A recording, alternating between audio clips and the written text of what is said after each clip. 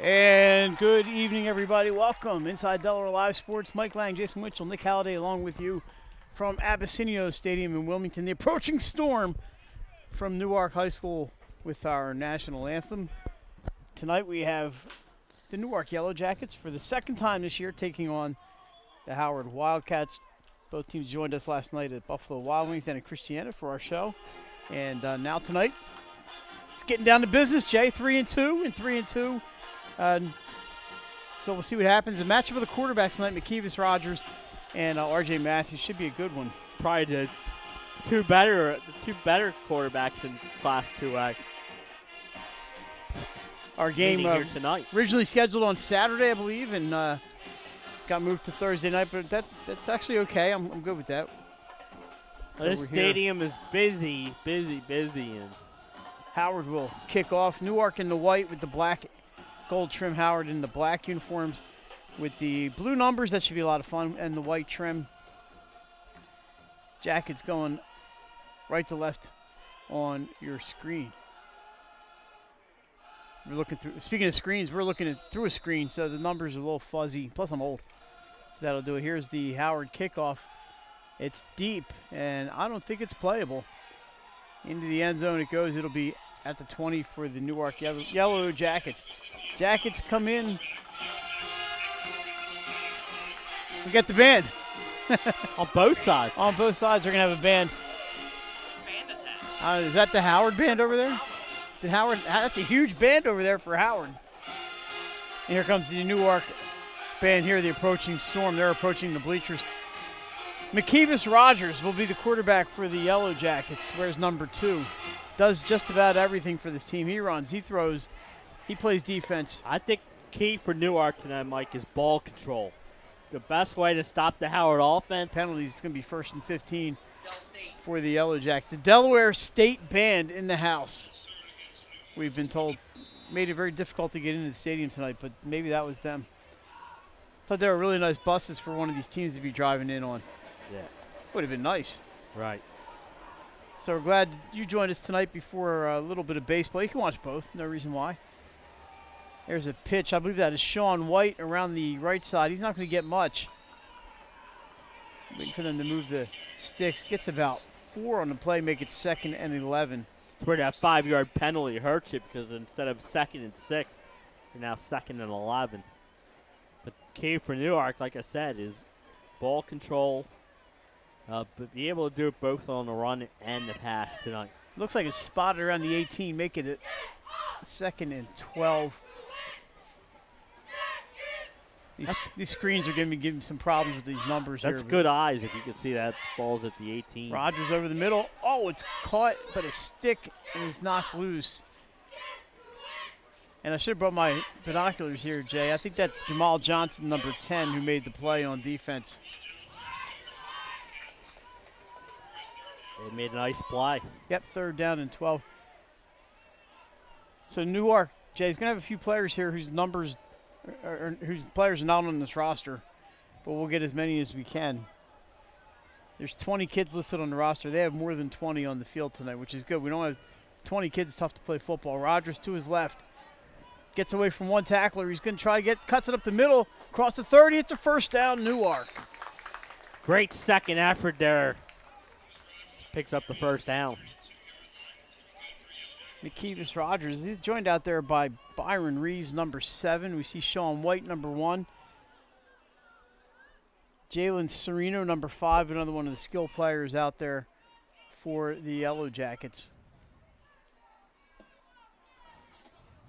Had a chance to talk to McKeevis last night. I told him I went out to watch him play last year at Mount Pleasant when McCain was in there, and he looked at me and goes, I was hurt that game. I said, I know, I showed up and you weren't there. But I said, McKeevis, I stuck around and watched the Highlanders anyway because I like high school football. It's a keeper for Rogers off right tackle. He's going to pick up maybe 6 or 7 yards here. Nice run for Rogers. That might be Newark's key tonight. Use him more on the run game.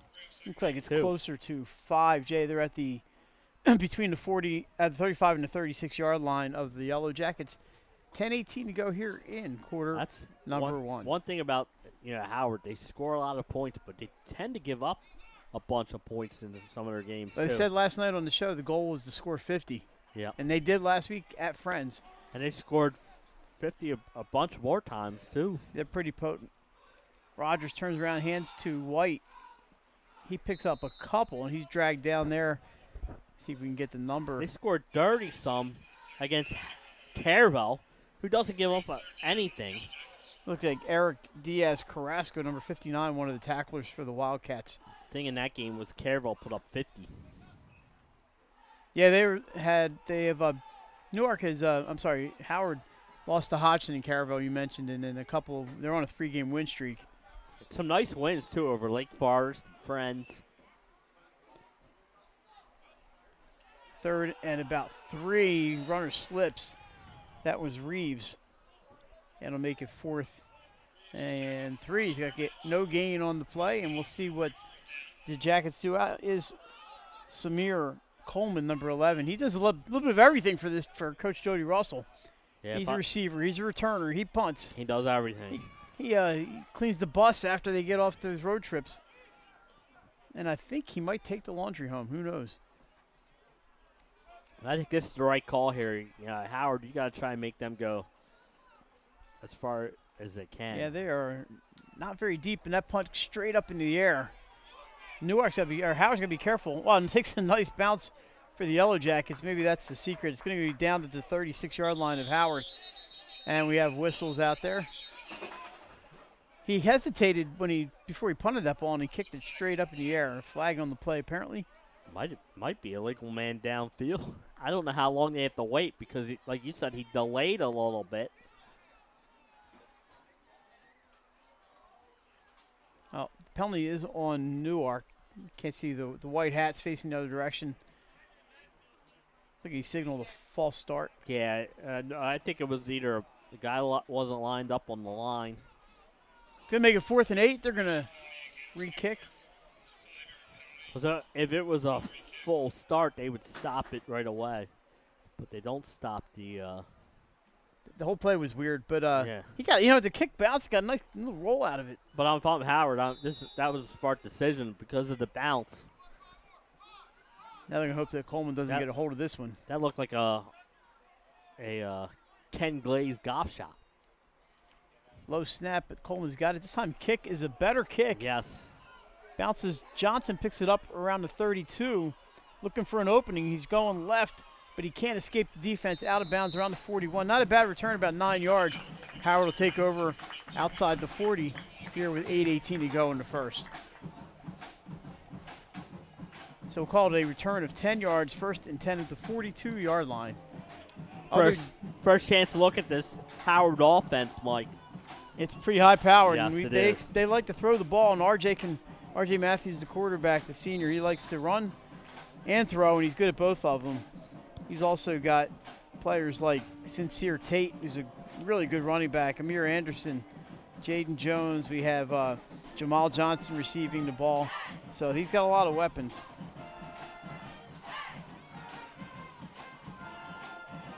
Matthews in the shotgun, as he will be most of the night. Drops back, he's looking downfield. Here comes the rush. Oh, and he's sacked. Fumble, ball's loose. I think Newark's got it. Newark says they have it, and they do.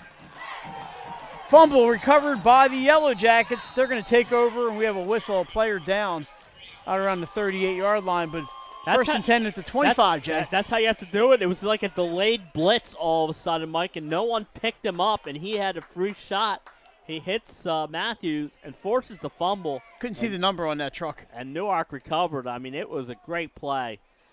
Great call by, I don't know if it was the defensive coordinator, but whoever called that play, it was like a delayed blitz. You don't come right away, and it worked. And Matthews did not pick it up in time. And that's what you got to do if you're Newark, right, Mike? You got to force some turnovers, and they did here on the first play. Yeah, we have an injured player out around the 38. We talked to Coach Jody Russell last night, and he knows this team's got 100 weapons, that Howard Wildcats team, and he said we got to do some different looks, and we got to disrupt them, and that's a disruptor right there. And that's the injured player. I can't see the number if it's Diaz Carrasco over there or not. Nick's probably got a better look. He's got no screen in front of him. 1st and 10 for the Yellow Jackets, so they play exactly one play on defense, and good things happen for them. So Rogers back to work. He is under center. 8:10 to go. The pitch to White. White's looking to throw. He's got a receiver in the end zone, but can't get it to him. Little trickeration there. That one just didn't work. 2nd and 10. So Newark going to the bag of tricks early. Jay, I think there's 4 other games in the state tonight, but they're all downstate. Yeah, you're exactly right, and it's it's good to see. I hope with the first round of the football playoffs this year that with 12 games that opening weekend that they put a couple on Thursday night. Just a suggestion. Handed off to White up the middle. He's going to pick up a couple here, maybe 4 or 5. We'll make it 3rd down and about 5 to go. Got the Newark cheerleaders in front of us, and the Howard cheerleaders across the way. Good to be back in the booth. And last week at DMA, I wasn't in the booth. I was, I was producing. I wasn't in the booth. I was with Nick Alessandrini. I was not outside. I was outside the game before that, I think, that we did. How about that? The Phillies are wearing their powder blues tonight, Mike. Yeah, well, they thought it would be an earlier start. Well, no, it's their normal Thursday uniform. They wear it every Thursday. There's White, breaks the tackle. He's going to get the 1st down. Down near the 10-yard line, Newark gets the run from Sean White. Picks up about 6. He's down at around the 11. It would be 1st and 10 for the Yellow Jackets. A little bit of resurgence for Newark under Coach Russell. The last couple of years, just have to break into the playoffs. He came over from Tatnall, where he had that program starting to head in the right direction. So, good to see. Of course, Rogers. Jay, this is where he's dangerous. He takes the snap and runs, and he's down around the 10-yard line. We'll see if we can get the number of that defender. It is number 3, Sincere Tate with the tackle. If you're Newark, Mike, you have to get points off these turnovers. And yeah, you can't be at the 10 and not be scoring. Yep. Actually, ball marked at the 11. So gain of less than a yard.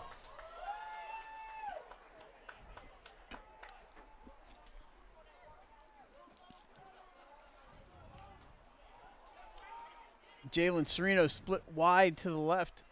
There's also Reeves out there, 2 receivers to the left. Handoff to White. He's going right, tackled in the backfield for a loss. And that tackle was by, I think he said Amir Hadri. Number 8. Sophomore, 6 feet 170. So that's going to set up a 3rd and long here for Newark. They may be forced to go to the air here. They have Sereno and Reeves to the left, Jay. And it's 2-down territory for Newark because as we noticed in the Mount Pleasant game, it always went for 2. Handoff to White. He's going to get a couple. And down he goes around the 7-yard line. You're looking at about a 22-yard field goal. We'll see what Coach Russell elects to do. Remember, they don't kick any extra points, so I wouldn't think they would kick a field goal, but I could be wrong. Well, Rogers is out there. That kind of tells you what they're going to do. Yeah, I mean, a team that always goes for 2.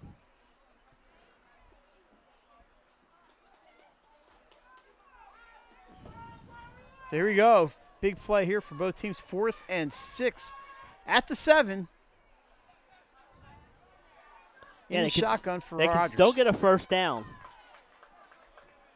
Reeves in motion. Rogers runs behind him. He's rolling right. He's looking. Now he's going to hold on to it. Cuts left. Touchdown, Newark. McKeevis, Rogers. Hold on, Mike. Dirty laundry on the field. It looked like a hold around the right side. I think this is coming back. Never mind. Pardon me.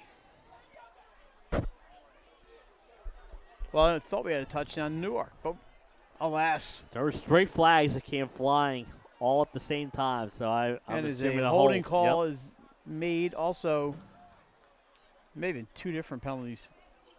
And that remember, it's Jay, is a 15-yard penalty. that's not holding. That's not holding. That's a block in the back. So that's going to send it all the way back to about the 23-yard line, negating the touchdown for Newark. This is about where they started the drive at the 25-yard line. And Rogers is going to have to try to make something happen again with his receivers out there, Reeves. And I know Sereno is out there, and he's got a second receiver out to the right. Here's the snap. Rogers back. He's looking. He's being chased. He's going to keep it. Looking for a block. He gets one, but not enough. Breaks a couple of tackles. Still on his feet, but he only gets to the 9-yard line. He did pick up 14. Another whistle out there. Clock never started, and there's people on the field. So 4:31 on the clock, and it's going to be another holding on Newark. I think I would decline that and take the ball. Now the clock's running, and there's a flag. I mean, they're probably trying to catch up. So hold on Newark. That ball was. Well, they went past it. It was 4:24 when I stopped it.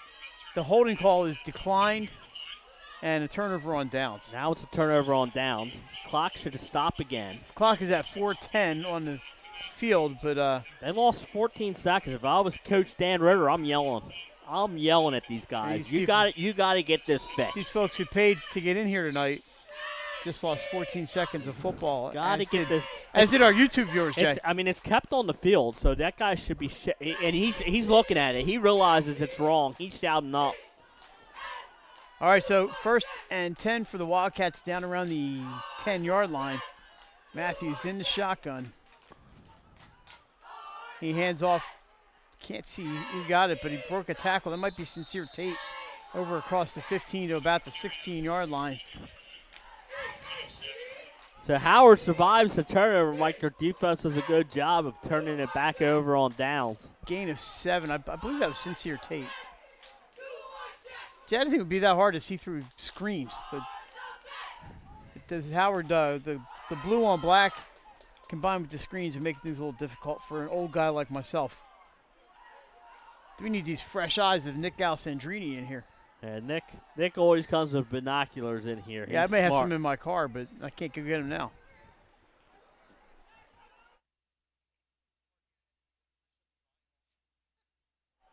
All right, 2nd down. Matthews rolls, throws to his left.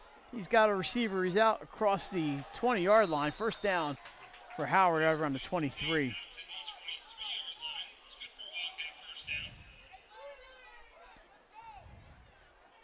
So nice quick hitter there, Jay, and gets about 7 yards and a 1st down. And Wildcats on the move here as we move into the latter stages here as he hit 3 minutes on the clock.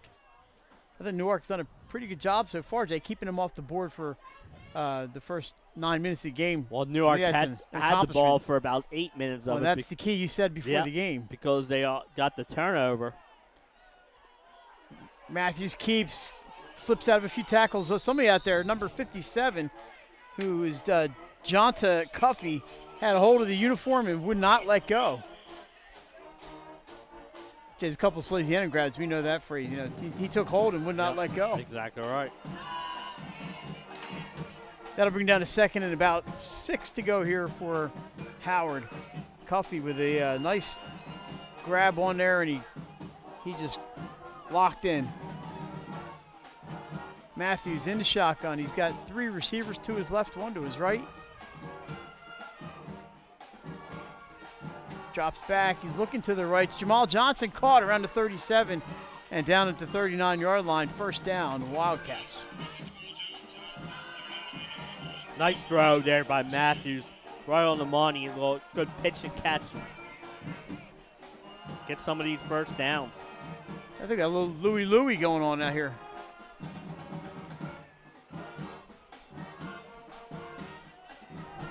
Good to hear the Newark band in the house. Matthews under center this time, man in motion. I believe that was Portis.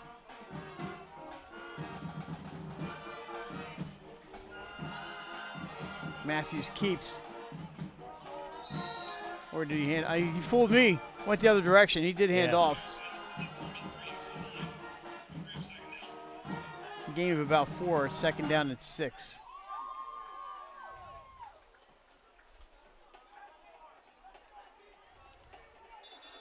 And we have a timeout called on the field. 1:04 on the clock. Whatever the referees were discussing, it was quick and painless, and the clock runs.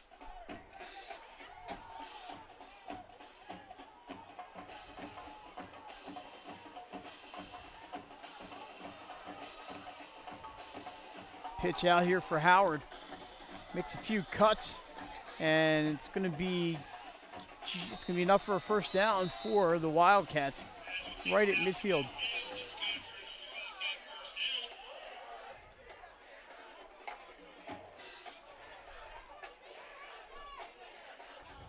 So 1st and 10 right at the 50 here for Howard. As we count it down, this should be the last play, barring an incomplete pass or penalty here of the first quarter.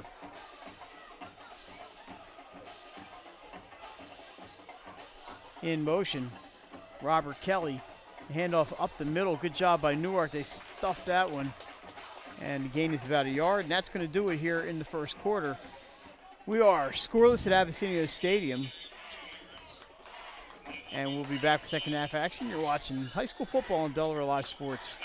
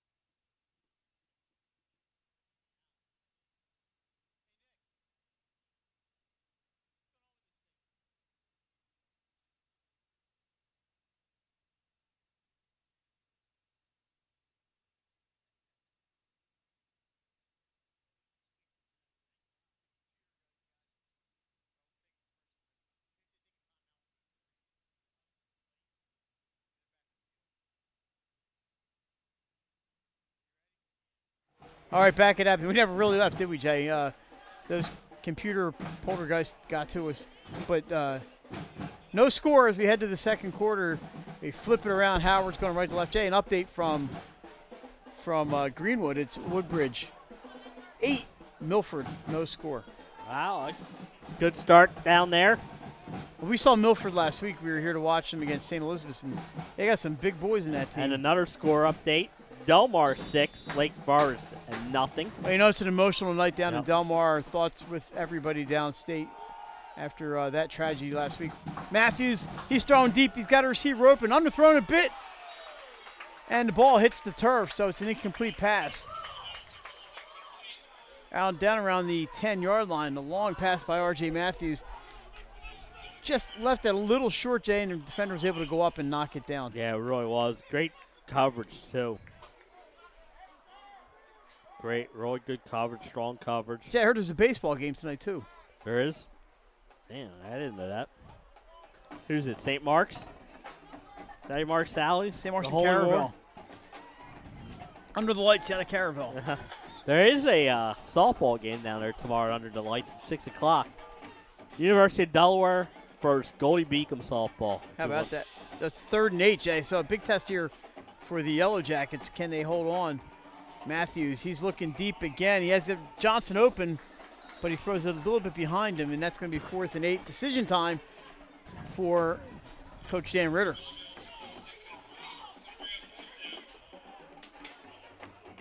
Wonder if Matt, you know how a lot of teams, the quarterback is the punter also?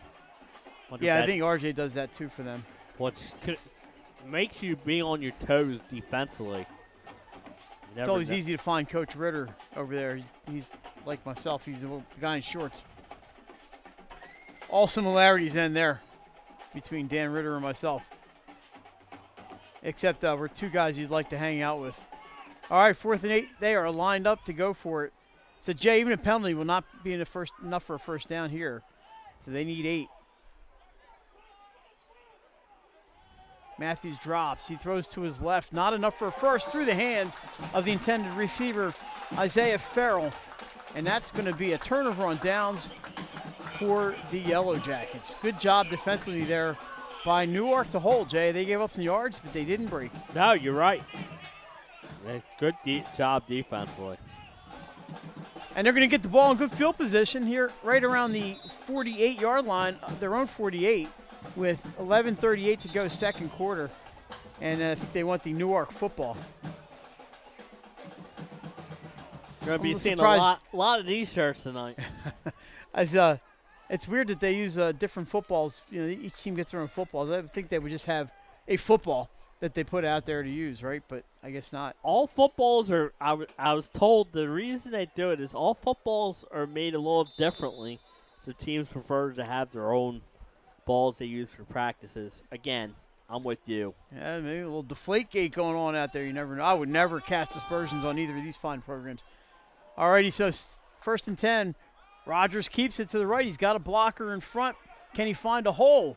He's tackled from behind down to about the 45, a gain of 7 for McKevis Rogers. Nice little job there by Rogers to read the block in front of him.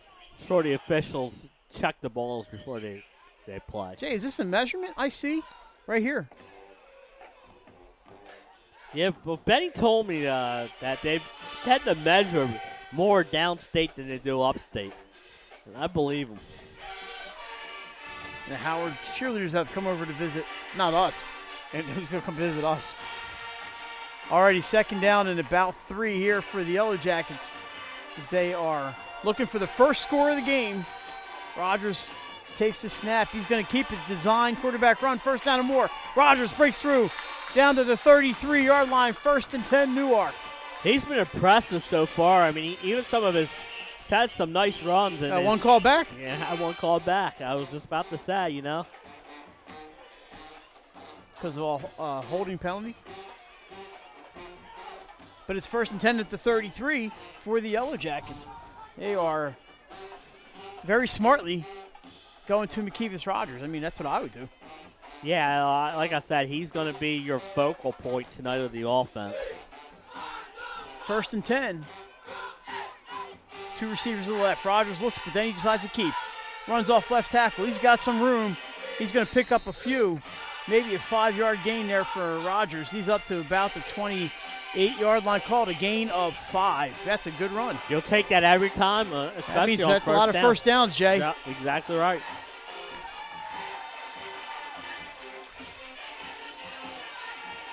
.952 and counting here. Whoa! Howard cheerleader almost was not caught by her teammates. We don't need any disasters here on the track in front of us. Fortunately, they had that good hands team out there were able to hang on to that young lady. That would have been a disaster. Here we go. Second and 5. Rogers keeps again, looking for some room. Down he goes, and he's going to pick up nada. He may have lost a couple here. Referee saying, I'm back at the 28-yard line.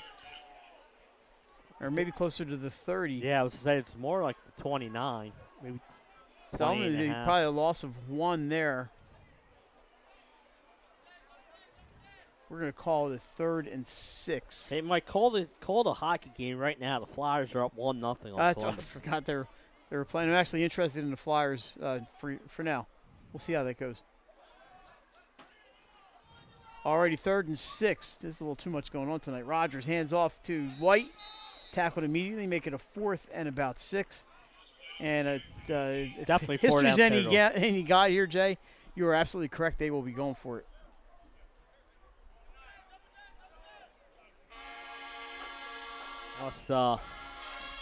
That's one of these teams has James Collins that didn't tell us. He doesn't come along all that often. Jalen Sereno splits far to the left. Other than that, everybody is packed in pretty tight around the line of scrimmage.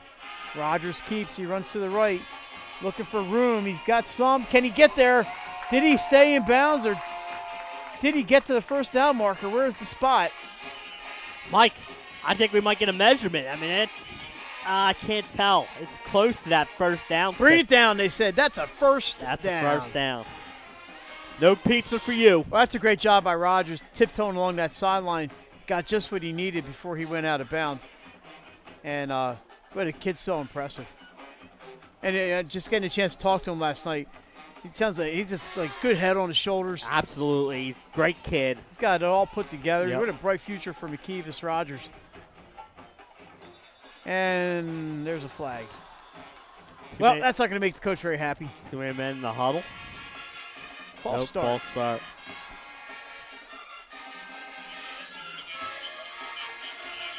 They have just gone into the second quarter at Woodbridge tonight.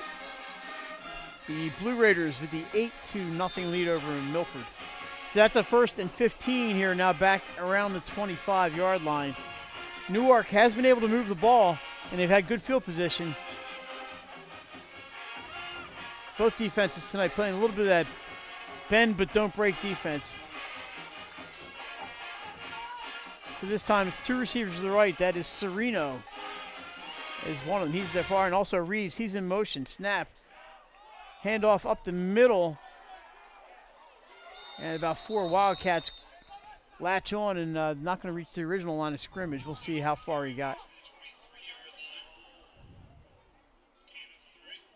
I believe that was Sean White on the carry. Gained 3 yards.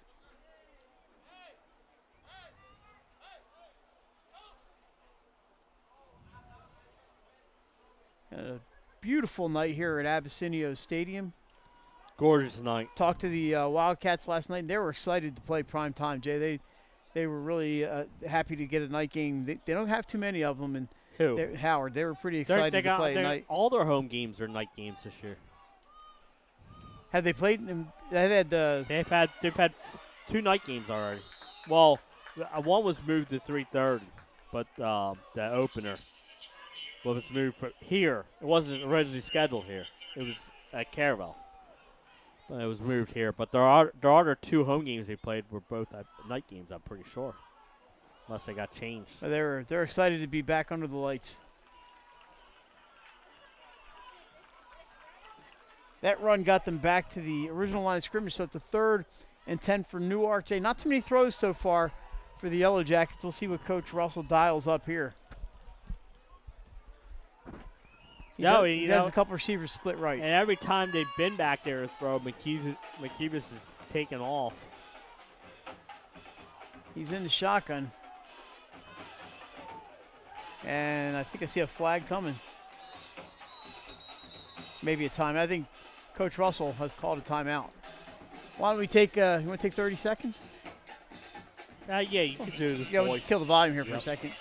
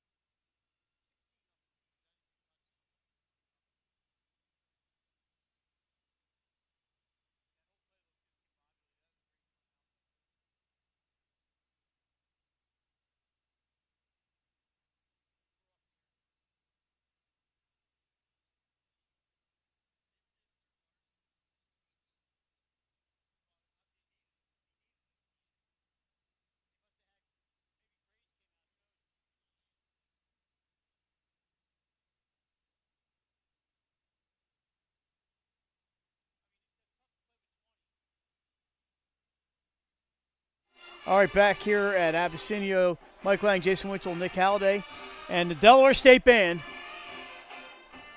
We have a 3rd and 10 timeout there by the Yellow Jackets, a smart one. Let's see if they can put something together here. They need 10. Rogers looks to his right. He's rolling. He's throwing. It's complete. It's going to be a little bit strong. You know what, Jay? He may have gotten that one. Let's see who that is. That's Serino. That is Jalen Serino, number 5, with the catch. Nice roll out there by Rogers, and a good job. Down. Showed some patience and found Serino cutting across the middle. They needed 10. They got 10, and that's a first down. I believe 1st and goal, yes, at the 10-yard line. Score update from Delmar or Lake. Lake Fire 7, Delmar 6. And Woodbridge now up 22-0 over Milford. The Blue Raiders going for an extra point here. Wow, Woodbridge had 2 wins last year, looking for their 5th win already. Rogers Hands off, up the middle they go. They're pushing a little brotherly shove going on. It's going to be second down. They don't do it quite as well as the Eagles. And now 24-0 Woodbridge. So they have that game under control right now. They just entered the second quarter. So pickup of about 1.5 yards or 2 yards on that play. Second goal from the 8. But again, another long drive, Mike, where they're consuming time. Yep, exactly right. Sereno splits way left, and I believe on the right side is Byron Reeves. It is. Rogers looks to his left, keeps the ball, running behind his blockers, but Howard gets through. He smothers him. Loss of 3 on the play, make it 3rd and 11. If you're Coach Russell, this is a great game plan in the first half. Howard's had the ball 2 times, and we're down to 4:50 left in the first half. Newark putting together some long drives here. Just have not been able to, they had a touchdown, but have not been able to get one that's stuck.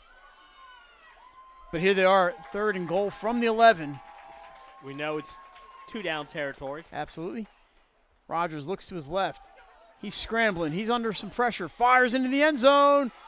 Nearly intercepted. Great play back there by the defensive back to swat it away with the one hand. Jamal Johnson on the coverage, number 10 for Howard. Good job by Johnson. Like you say. Hand's a little bigger, Jay. He's got himself an interception. Yeah, he swatted that away. And a top play, because that would have been a one-handed grab. So 4th and goal at the 11. You know Newark's going for it.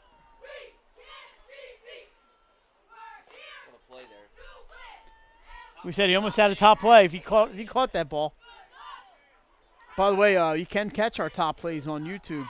They are at the end of the weekly show, and they've also been put up separately. They're kicking a field goal. It's a kick. It's a Samir Coleman back to kick. No, the ball's down. Kick is up, and it is good. It's number 21. Number 21, Mia Carew with the field goal. And Newark takes the 3-0 lead. Jay, they fooled us, but great job by Mia Carew. Ends the long drive with the 3 points. I think that's smart. If you have a chance to get some points against Howard here, go ahead for it. I know they don't kick any extra points, but I'll tell you what, seeing that field goal, I might have her kick some extra points in these close games, right? I mean, she's on the team for, she's there. She can play. She can kick the ball. She did a nice job right there. And she did. She kicked. When we saw them in Mount Pleasant, she kicked once or twice in that game. That game had a lot of kicks in it. Well, kickoffs. No, they never went for. They always went for 2. Yeah, she did some like squib kicks and a little pooch kick type thing. Yep.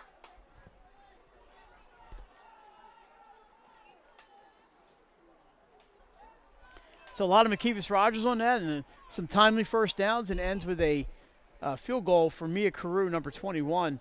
Good job by her, and it is 3-0 Yellow Jackets. Now the kickoff will be Samir Coleman. He's back. The ball is a little squibber. Not a squibber. It's a little short one. Picked up by number 21, Mish Echeverria. He takes it back to the 41-yard line where Howard will take over. Mike, the Phillies are 14-4 all-time in deciding playoff games. Well, let's make it 15-4. Why don't we? That's for a 15-game minimum in Major League Baseball history. That includes 8-2 at home, 5-1 at Citizens Bank Park. We're glad you joined us for some high school football. You can watch the Phillies, turn the volume down on the Phillies, and keep us up on your other device. It's 3-0 Newark here in getting late here in the second quarter. We have a little jump there, and it's going to be a flag. Everything looked kind of off that whole time. So, Jay, we've learned that Newark has 20 players on the roster, but they've called up some JV players to kind of fill it out a little bit. Well, no, JV always travels. They travel. They're going to play a little bit tonight, though. They always travel. Well, Newark only had 20 last time. They didn't change anything. In the last game against Mountain, it was the same players. It was just the JV is not listed on the roster, but they're on the sidelines. Here's a run up the middle. Fumble. That ball might be loose again. Newark says they have it, and they do. Another turnover, and the Yellow Jackets take over inside Howard territory First down, 3:59 to go at the 47-yard line. So they're hitting the ball and creating offense for themselves.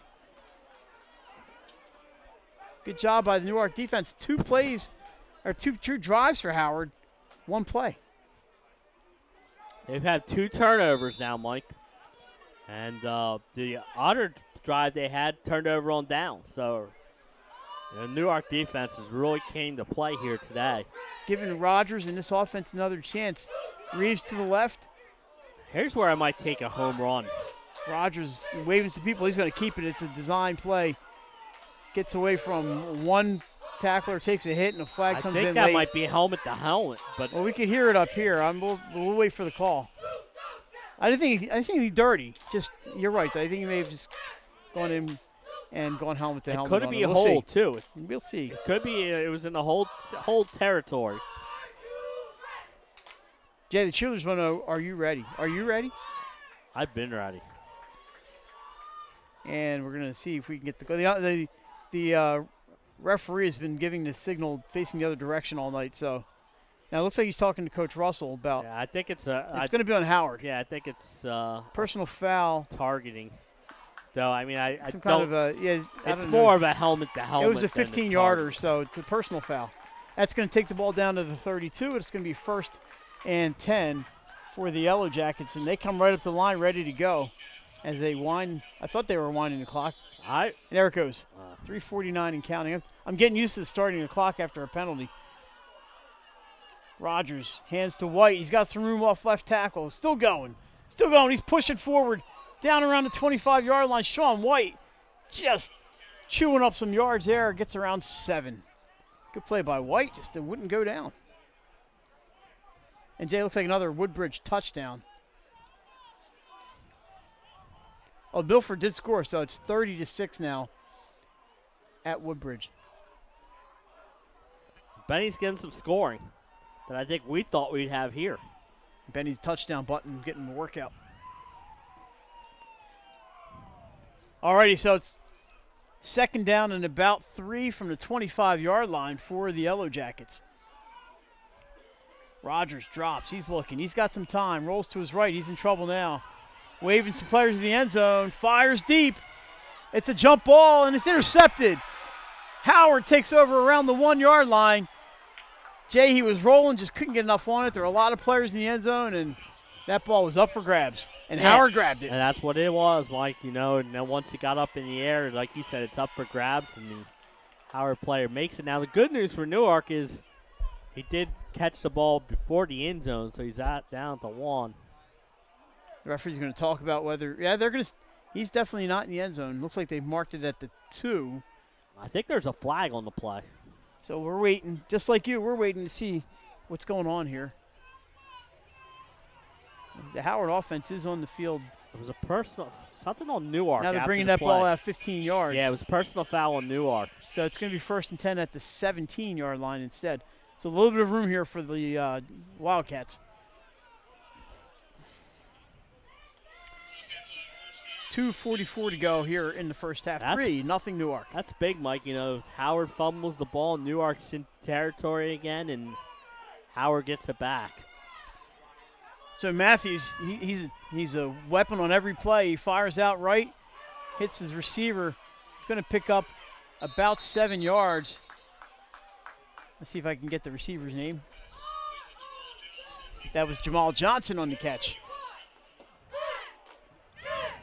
So 3 combined turnovers here in the first half. And they've really come into play. And 2 turnover on downs. 1 from each team.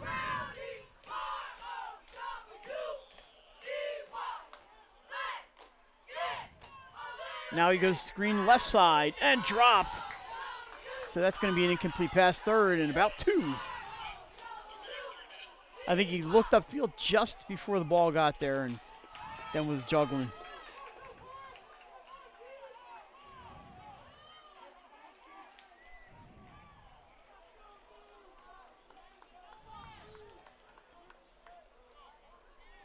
So stay tuned for at halftime. We're just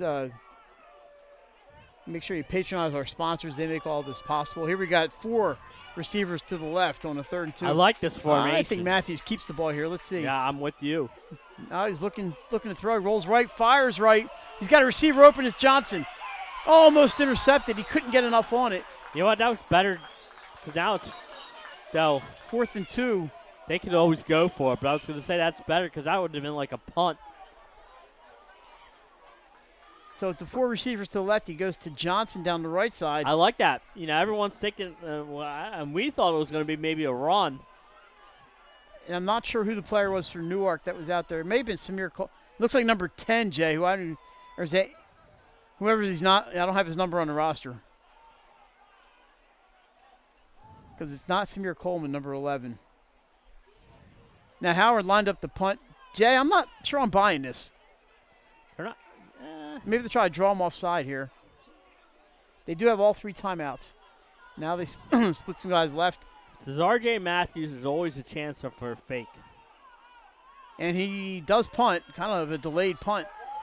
It bounces and it's going to take a Newark, Howard bounce down to the 35 where the Yellow Jackets take over. 1:45 to go at the 37, 63 yards from the end zone. In a pretty defensive first period. There's been some people have gained yards, but the defenses they've stepped up. They when really they've needed have. to. They really have. It's been a well defended game.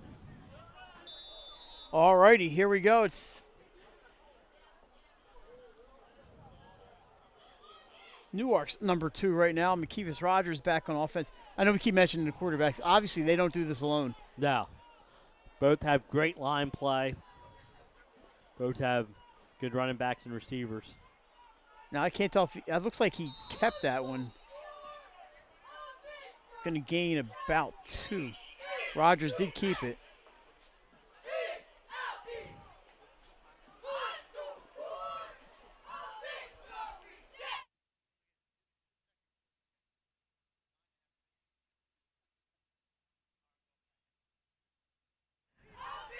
Second down, 8 yards to go for Newark. And now we have a timeout on the field. And we'll see who, I believe Howard called the timeout. Howard does. That's their first. Each team has 2 remaining. So, Jay, this weekend, I know that Benny's got another game. He will be at Sussex Central, right? If Yeah. I'm not mistaken. Yep, he'll be at the Castle tomorrow for Cape Henlopen.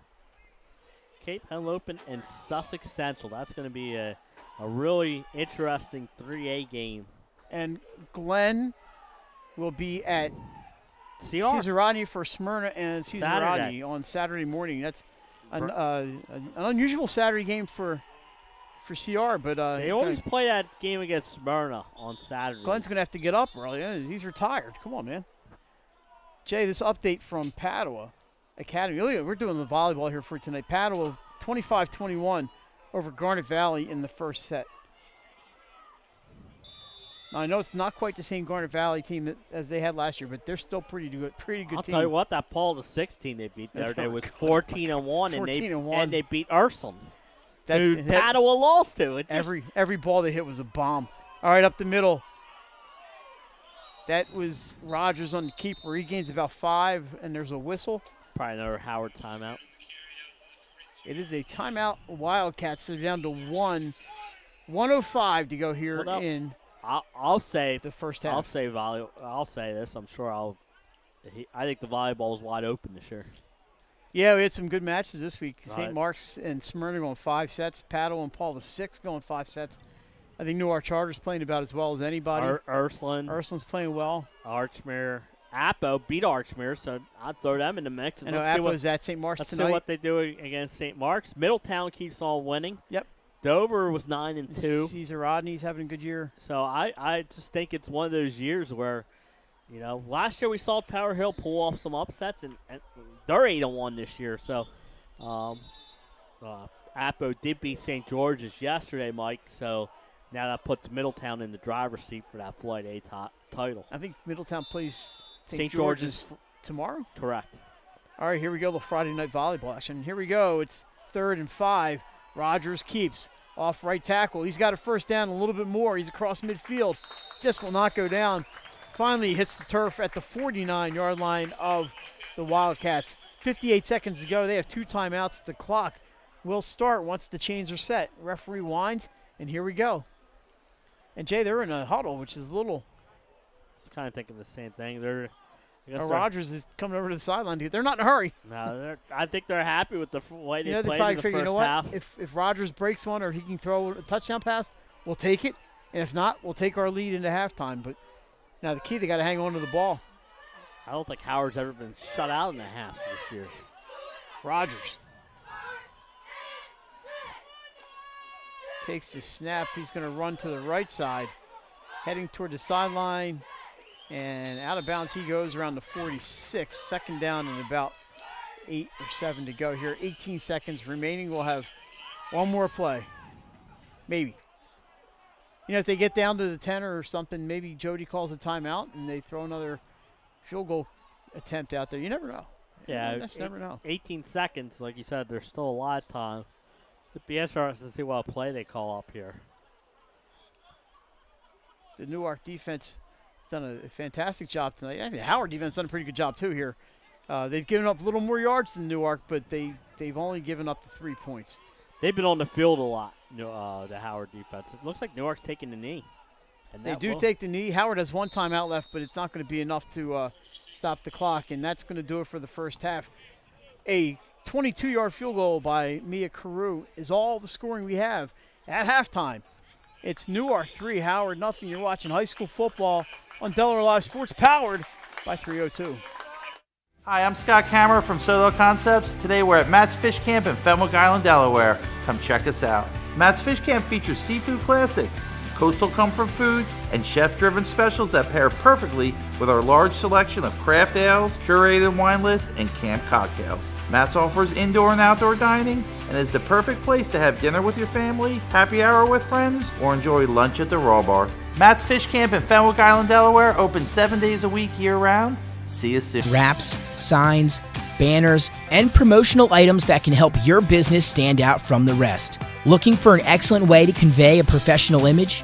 Customized promotional products are the perfect way to target new customers, increase employee retention, and boost your brand awareness. Let the professionals at Cassidy Graphics bring your advertising ideas to life. Give them a call today at 302-326-2412. Again, that number is 302-326-2412. Again, Cassidy Graphics brings your advertising ideas to life.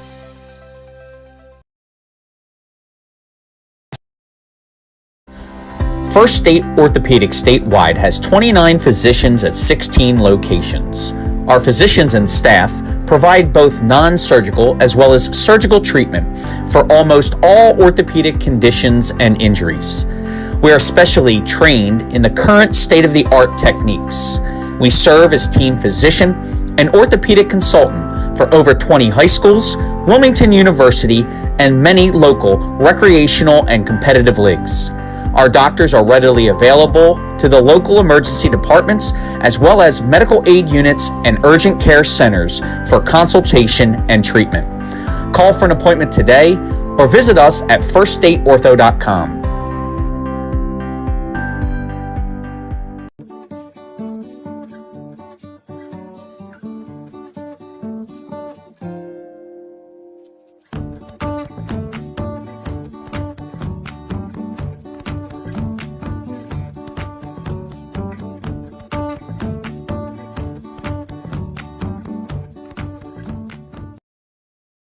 I would always pass by Ferris on Kirkwood Highway, so I knew that they existed. We stopped in the showroom.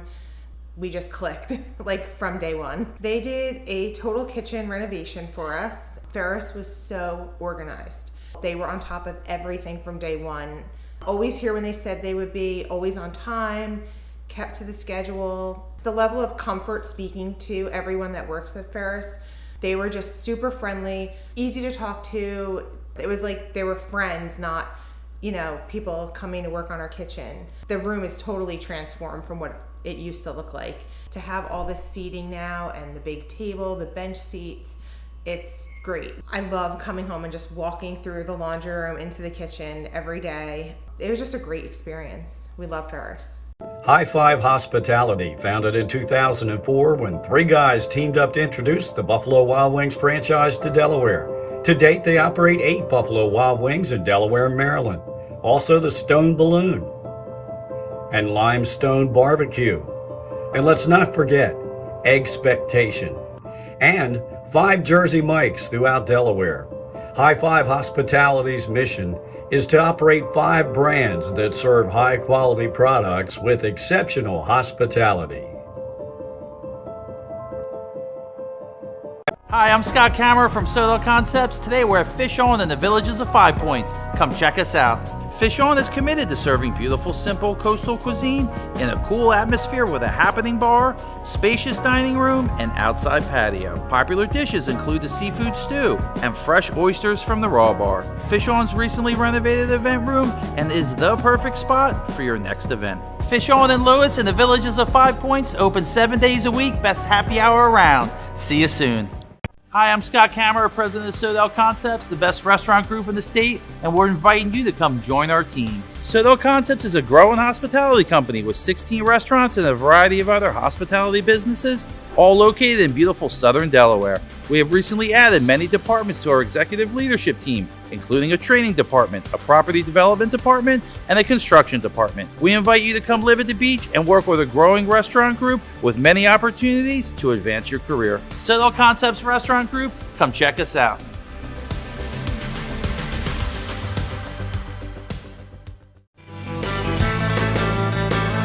Welcome to Surf Bagel. Surf Bagel has served the community in Delaware for over 20 years, providing fresh, hot bagels, breakfast sandwiches, lunch sandwiches, wraps, salads, local coffee and smoothies, and our iconic merch. Welcome to Surf Bagel. We're stoked to serve you. Welcome to Surf Bagel. Hi, I'm Scott Kammerer from Soto Concepts. Today we're at Lupo Italian Kitchen in downtown Rehoboth Beach. Come check us out. Located inside the Hotel Rehoboth, Lupo serves coastal Italian cuisine with fresh pasta made in-house daily. Lupo features plenty of unique craft cocktails and an extensive award-winning all-Italian wine list. Popular dishes include lobster bucatini, veal meatballs, grilled swordfish, and eggplant parmesan. Lupo Italian Kitchen on Rehoboth Avenue, serving happy hour daily and dinner 7 days a week. See you soon. The things that matter most happen right in our own backyard. Our neighbors, our schools, the places we go, and the people we know. And now there's one news outlet where our story is told. Delaware Live. Locally owned community-based news. Free to every reader, because Delaware's future belongs to all of us. Quality journalism we can trust to help us take on the day. Delaware Live. Our state, our news, our home.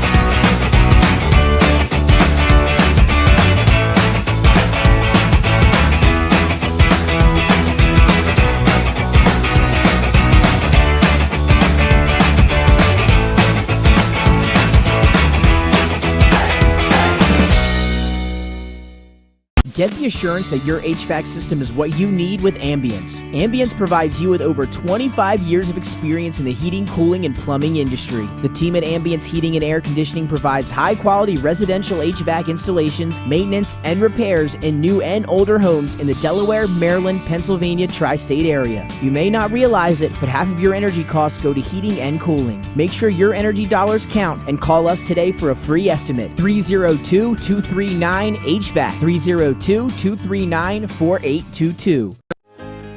Welcome to Premier Physical Therapy and Sports Performance. We're a locally owned outpatient physical therapy practice with convenient locations in all 3 counties in Delaware. At Premier, we have experienced physical therapists with advanced credentials, but their hospitality, passion, and enthusiasm is what makes the difference for you. Find our convenient locations at premierptsp.com. You may have tried physical therapy, but have you tried Premier?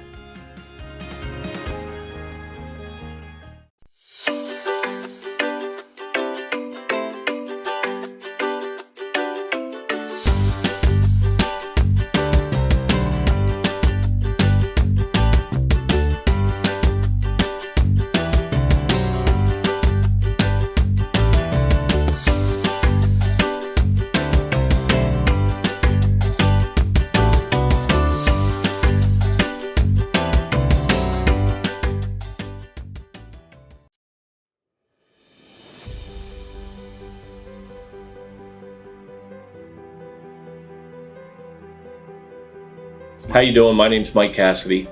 I'm the founder and president of Cassidy Painting. I started back in 1984, incorporated in 1986. I never had the word no in my vocabulary. If someone called me to do a job, I always said yes, whether it was a struggle, whether it was 7 days a week, sun up to sundown, it didn't matter. And with that philosophy, we were able to grow to the size we are. We employ close to 80 individuals. We really enjoy being in the family business. I look forward to coming to work every day, and it's so nice to work with the people that we work with in the office. We've really become a family with them. We really create a family experience around here.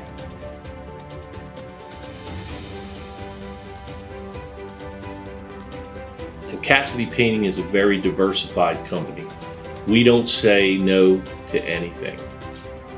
We deal with everything from epoxy floors to painting buildings to spray foam insulation, spray fireproofing. If it deals with a coating, we can handle it. So when our customers call and they're under the gun and they know the need to get a job done, they know who to call because we perform. We've always been performed. We've never been replaced out of 37 years of business. For any of your painting needs, we can handle it.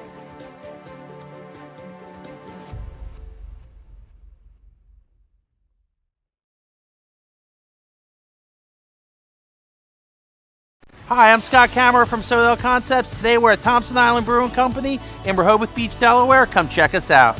Located in the Rehoboth Gateway next to Blue Coast Rehoboth, Thompson Island will follow the Sodell tradition of serving beautiful, simple food that will pair perfectly with our fresh homemade beer. Thompson Island is a perfect place to have dinner with your family, enjoy happy hour with friends at the bar, or spend a day in the beer garden playing bocce ball and ping pong. Thompson Island Brewing Company in Rehoboth Beach, Delaware, open 7 days a week. See you soon. Your home, your community. It's not just where you live, it's where you belong. At Dover Federal Credit Union, we understand what it means to be local. We started here, and we're not going anywhere. We're as local as it gets, and we like it that way. We're not just a financial institution, we are the local credit union that you can trust. Local people, local decisions. Dover Federal Credit Union. Hi, I'm Scott Kammerer from Soto Concepts. Today we're at Matt's Fish Camp in Fenwick Island, Delaware. Come check us out. Matt's Fish Camp features seafood classics, coastal comfort food, and chef-driven specials that pair perfectly with our large selection of craft ales, curated wine list, and camp cocktails. Matt's offers indoor and outdoor dining and is the perfect place to have dinner with your family, happy hour with friends, or enjoy lunch at the Raw Bar. Matt's Fish Camp in Fenwick Island, Delaware, open 7 days a week year-round. See you soon. Wraps, signs, banners, and promotional items that can help your business stand out from the rest. Looking for an excellent way to convey a professional image? Customized promotional products are the perfect way to target new customers, increase employee retention, and boost your brand awareness. Let the professionals at Cassidy Graphics bring your advertising ideas to life. Give them a call today at 302-326-2412. Again, that number is 302-326-2412. Again, Cassidy Graphics brings your advertising ideas to life.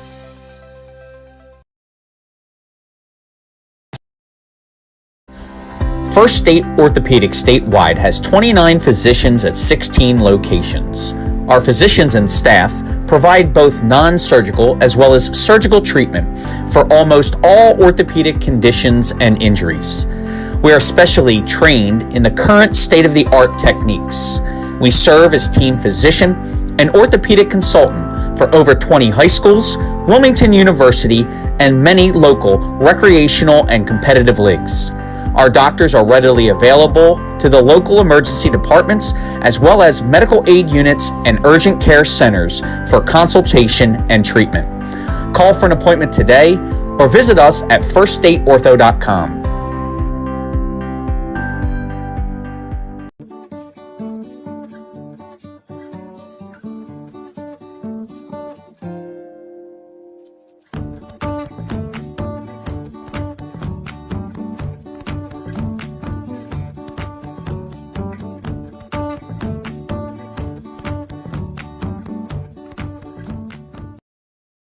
I would always pass by Ferris on Kirkwood Highway, so I knew that they existed. We stopped in the showroom. We just clicked, like from day one. They did a total kitchen renovation for us. Ferris was so organized. They were on top of everything from day one. Always here when they said they would be, always on time, kept to the schedule. The level of comfort speaking to everyone that works at Ferris, they were just super friendly, easy to talk to. It was like they were friends, not, people coming to work on our kitchen. The room is totally transformed from what it used to look like. To have all this seating now and the big table, the bench seats, it's great. I love coming home and just walking through the laundry room into the kitchen every day. It was just a great experience. We love Ferris. High Five Hospitality, founded in 2004 when three guys teamed up to introduce the Buffalo Wild Wings franchise to Delaware. To date, they operate 8 Buffalo Wild Wings in Delaware and Maryland. Also the Stone Balloon and Limestone Barbecue. And let's not forget Eggspectation and 5 Jersey Mikes throughout Delaware. High Five Hospitality's mission is to operate 5 brands that serve high-quality products with exceptional hospitality. Hi, I'm Scott Kammerer from Soto Concepts. Today we're at Fish On in the Villages of 5 Points. Come check us out.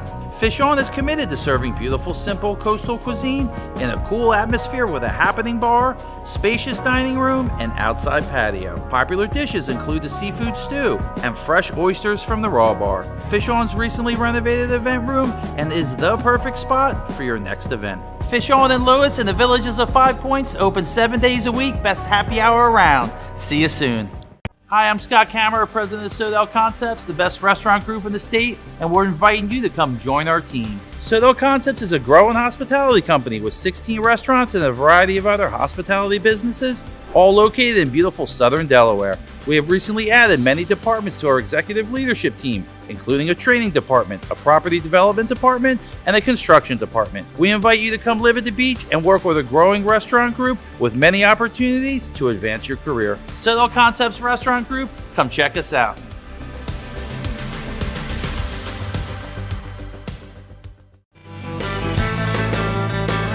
Welcome to Surf Bagel.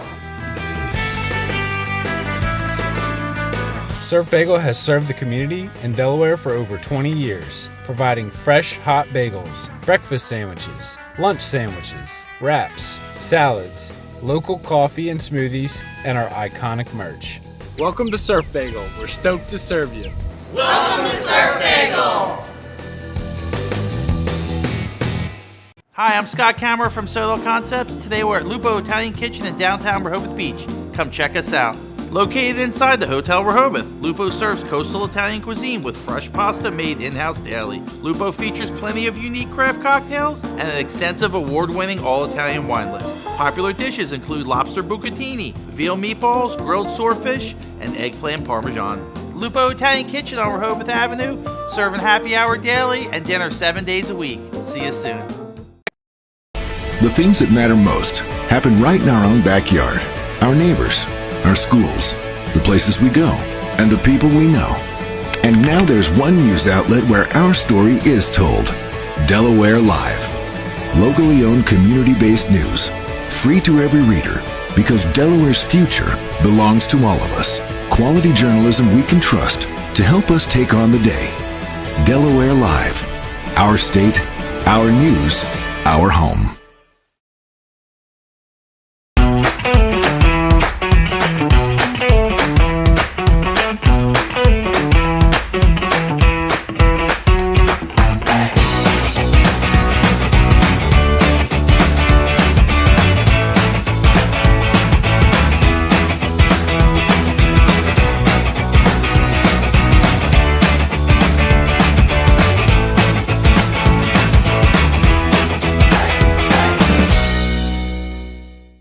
Get the assurance that your HVAC system is what you need with Ambience. Ambience provides you with over 25 years of experience in the heating, cooling, and plumbing industry. The team at Ambience Heating and Air Conditioning provides high-quality residential HVAC installations, maintenance, and repairs in new and older homes in the Delaware, Maryland, Pennsylvania tri-state area. You may not realize it, but half of your energy costs go to heating and cooling. Make sure your energy dollars count and call us today for a free estimate. 302-239-HVAC. 302-239-4822.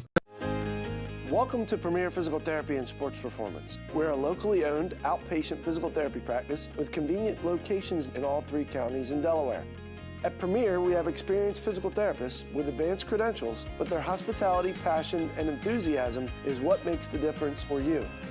Find our convenient locations at premierptsp.com. You may have tried physical therapy, but have you tried Premier?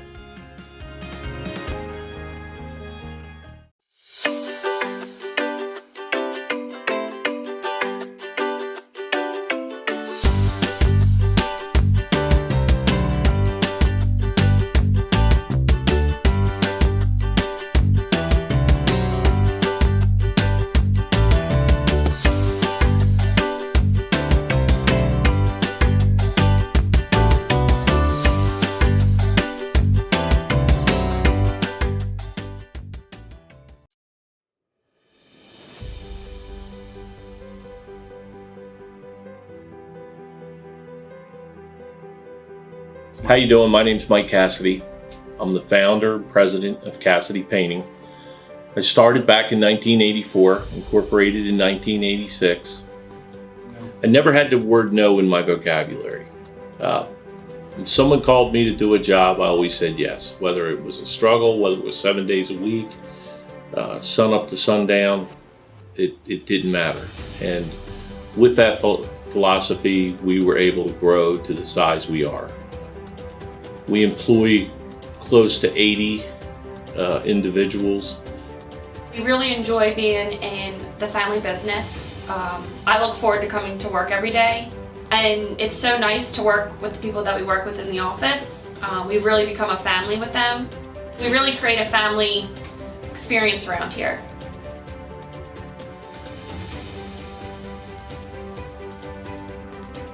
And Cassidy Painting is a very diversified company. We don't say no to anything. We deal with everything from epoxy floors to painting buildings to spray foam insulation, spray fireproofing. If it deals with a coating, we can handle it. So when our customers call and they're under the gun and they know the need to get a job done, they know who to call because we perform. We've always been performed. We've never been replaced out of 37 years of business. For any of your painting needs, we can handle it.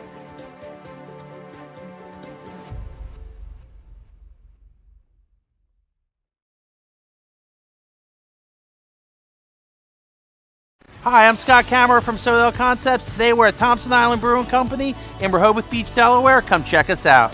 Located in the Rehoboth Gateway next to Blue Coast Rehoboth, Thompson Island will follow the Sodell tradition of serving beautiful, simple food that will pair perfectly with our fresh homemade beer. Thompson Island is a perfect place to have dinner with your family, enjoy happy hour with friends at the bar, or spend a day in the beer garden playing bocce ball and ping pong. Thompson Island Brewing Company.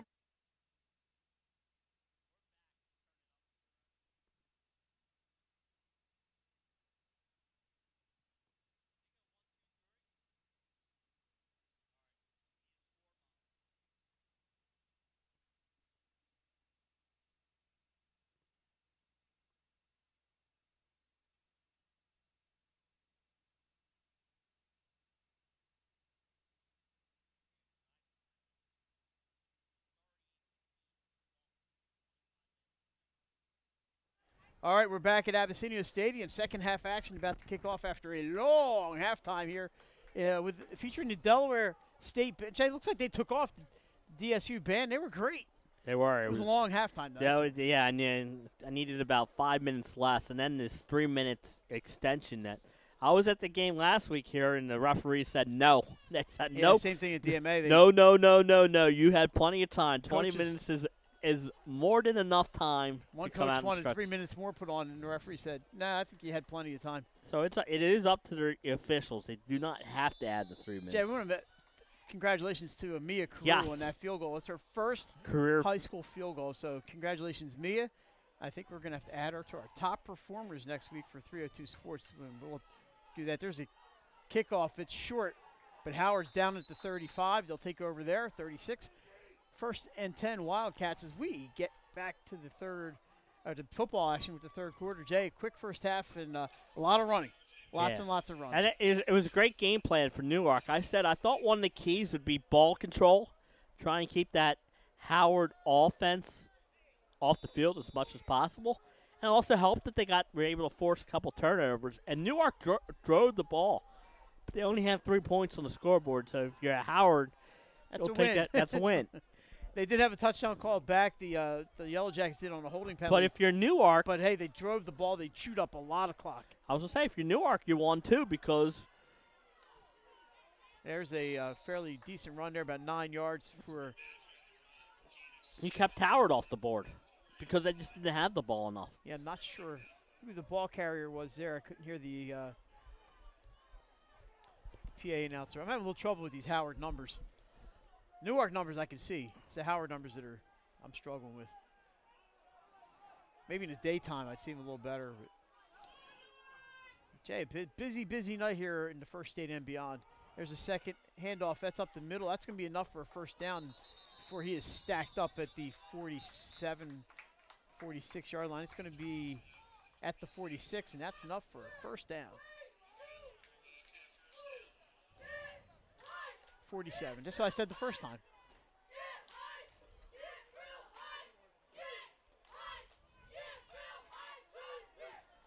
Yeah, this is I think, an important drive for both teams. Howard, you would like to go down and get on the board, and if you're Newark, you want to continue to find a way to stop this team. You know what they're doing? They're doing good open field tackles on this wide receiver screens, which gives some teams fits with Howard's speed out there. Matthews swinging the arms back there. He hands off up the middle. There's some room up there, about a gain of 5.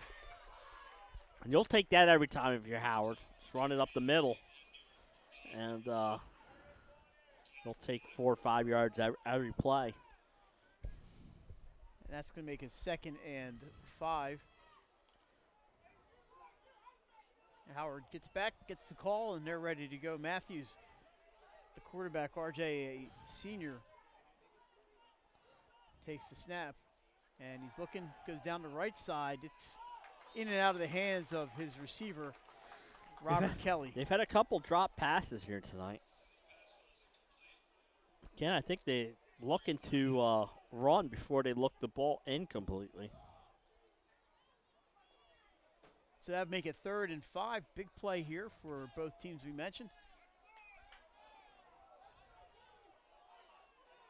Matthews under center. This time he's always a threat to run, but they've done a good job containing him for the most part tonight. There's a handoff up the middle, stuffed by the Yellow Jackets. That's going to be a loss of about 2 on the play. It's going to be at midfield, make it 4th and 7. Great play by Newark, and they're slapping number 57 out there, Jonta Cuffey with the tackle. So, Jay, they penetrated just over midfield, but that's a loss of about 1.5 yards, 2 yards.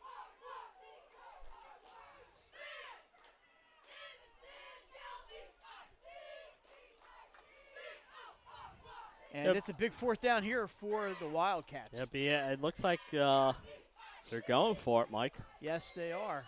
And we have a whistle, I believe a timeout called. Well, Newark had the punt coverage team in, and then when they saw him. That's a timeout by the Yellow Jackets. Tomorrow, is it tomorrow? Benny Mitchell will be at Sussex Central. Yeah, I'll be at the Castle tomorrow. The Golden Knights hosting. If he gets out of they host Cape Henlopen, but that's if Benny can get out of Greenwood tonight. He's had a lot of scrapple sandwiches, I'm sure. Fortunately, they're not that far apart from each other. And then on Saturday, it's going to be Smyrna at Cesar Rodney with Glenn Fraser and cameraman Glenn Hiller. And Nick Halliday. Nick Halliday's going to be down at Old North Road.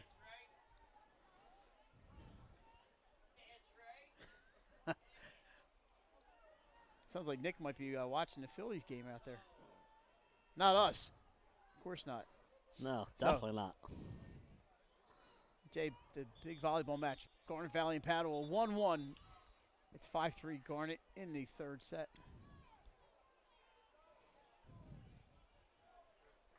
All right, so the timeout is over. Now watch, it wouldn't shock me if Newark changed out of the punt coverage they had. If Howard had punt. Matthews, and he does do a quick punt there. That's going to take a sideways bounce inside the 20 down to about the 18-yard line. But Newark does take possession at the 18 with 9:14 to go. So Newark was in the punt coverage. They called a timeout. Howard switched to a punt, but they were still in a shotgun. I think the Braves learned their lesson. Like, they're not going to pitch to Harper tonight. Well, that's right. That means Alec Bohm. Somebody have the Alec Bohm night. It's like nobody's sitting at that game. So 1st and 10 at the 19-yard line for Newark. They lead it 3-0. 9:14 to go here in the third. Rogers takes a snap. Oh, what a block he gets there on the left side. Great tackle, though, by Newark, made by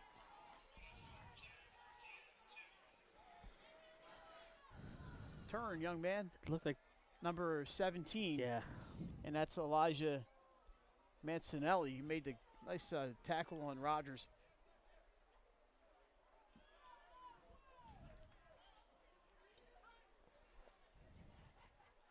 Bringing up a 2nd and about 8. Both defenses, I think, have done a great job containing these quarterbacks. And we talked last night about the running threat from Rogers and Matthews. Yeah. And they've gotten some yards, but, you know, none of the real big 50, 60-yard long distance runs. This time he's looking to pass, throws it over the middle, in and out of the hands of his intended receiver.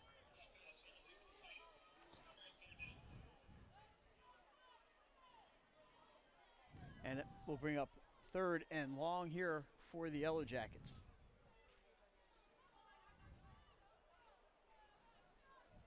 So he had the ball, just kind of went right through his hands, and down to the turf it goes. And they'll have to try to come up with something here on a 3rd and 8. They've been able to get those that yardage when they've needed it. We'll see if they can do it again. They're a little deeper in their own territory this time than they have been. That's why I like that punt by Matthews there. Yeah. Another whistle. Timeout Newark. That means they have just one remaining. So Newark, he's a little out of whack. Coach Russell has to burn another timeout. Yeah. You know, it's not a bad idea. You're facing 3rd and 8 in your own territory. You probably want to get the right play in. But like you said, now you're down to one timeout in a close game. If you're Newark's defense, I mean, we saw them against Mount Pleasant and Mount Pup. A lot of points that game. Different defense here tonight. They're really tackling well, and you know, they've played real nice defense. Delaware Live Sports Weekly every Wednesday at 7 from a Buffalo Wild Wings near you. Next week we will be, I believe, in Dover. I'm not sure if I'm going to that one, but we'll be in Dover, and I'm not sure who the guests are. It's supposed to be First State Military Academy. I believe they have confirmed, if I'm not mistaken. So, but join us 7 o'clock. All our football talk. We'll get to the top performers and that stuff. Here we go. Swing pass. He's got blockers down the left side. Sean White breaks a tackle, cuts into the middle, across the 50, down to the 45. He's at the 40. Sean White down at the 39-yard line. 1st down. So they called a timeout and made the right call. Flag at the end of the play. We'll see what that was for. It's not going to bring the play back. Now the coaches just want the players to separate out there. It wasn't the chain gang was starting to move, and the referee wouldn't let the chain gang move down. I think he wants to see what the penalty call is for. I think it's the end of the play, the penalty. He's at the 39. If it stands, it'll be a 1st down at the 39 before any penalty yardage. They are picking up the flag. There is no foul. So on a 3rd and 9 from the 19-yard line, a 41-yard pass completion from McKeevis Rogers, mostly runs there by Sean White. And they that got him out of the run. That's the 40-yard line, so we'll call it 1st and 10 at the 40. Rogers keeps up the middle, breaks the tackle, down to the 35. About 6 Wildcats working on him there, and then they finally disengage, and it'll be 2nd and 5. That's my baseball term, disengage. Disengage before the pitch clock. That's exactly what I do. I disengage. So 2nd down, we're going to call it 4, a 6-yard gain for McKeevis Rogers. Again, though, after, the Newark defense forces a punt, Newark's taking the ball, driving, taking some time off the clock. They're executing their game plan to perfection here. 6-yard gain on 1st down. They will take that every time. Rogers runs to the right this time behind Coleman. Gets through 2 defenders, cuts. He's got a 1st down and more. McKeevis Rogers inside the 20-yard line down to about the 19 for a 1st down. Ball spotted at the 21-yard line. So call it 1st and 10 at the 21, 6:53 and counting here in quarter number 3. Surprised they were running the clock there, Jay. The chains weren't set, but I guess the official was They've been doing satisfied. that. They've been doing that all night. It's been throwing me off up here.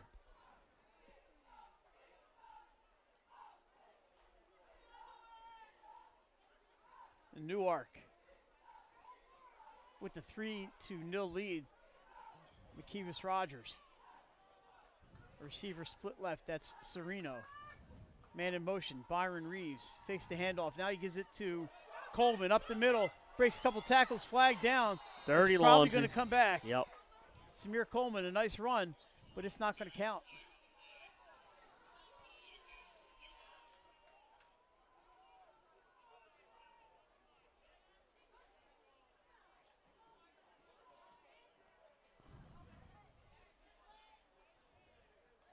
We're waiting for the call. It's a holding call on Newark. So back it up 10 yards. It'll be a 1st and 20. But Jay, all these extra plays, tick, tick, tick, tick. Yeah, but if you're Newark, you need to start. You need points. Now you're, in the first half, maybe not as so much as now you're ticking into that 3rd quarter. I would just, if I'm Newark, if I'm 3-0, I'm not feeling confident at all. How with this Howard team? If you ask me, Howard had 0 points with 6 minutes to go, I tell you, in the 3rd quarter, I tell you, no way. Rogers gets all that back on the penalty and more. Gain of about 15 yards on the play. 2nd and about 4. We have a whistle on the field. An injured player down for Newark. But they are looking at now a 2nd and 3, much more manageable for them. Yeah, it definitely is, And again, that's a big play by Rogers to get those penalty yards back and then some, like you said. And now you set up 2nd and short. So we certainly, if we can get a number, we'll tell you who that is. We certainly hope he's all right.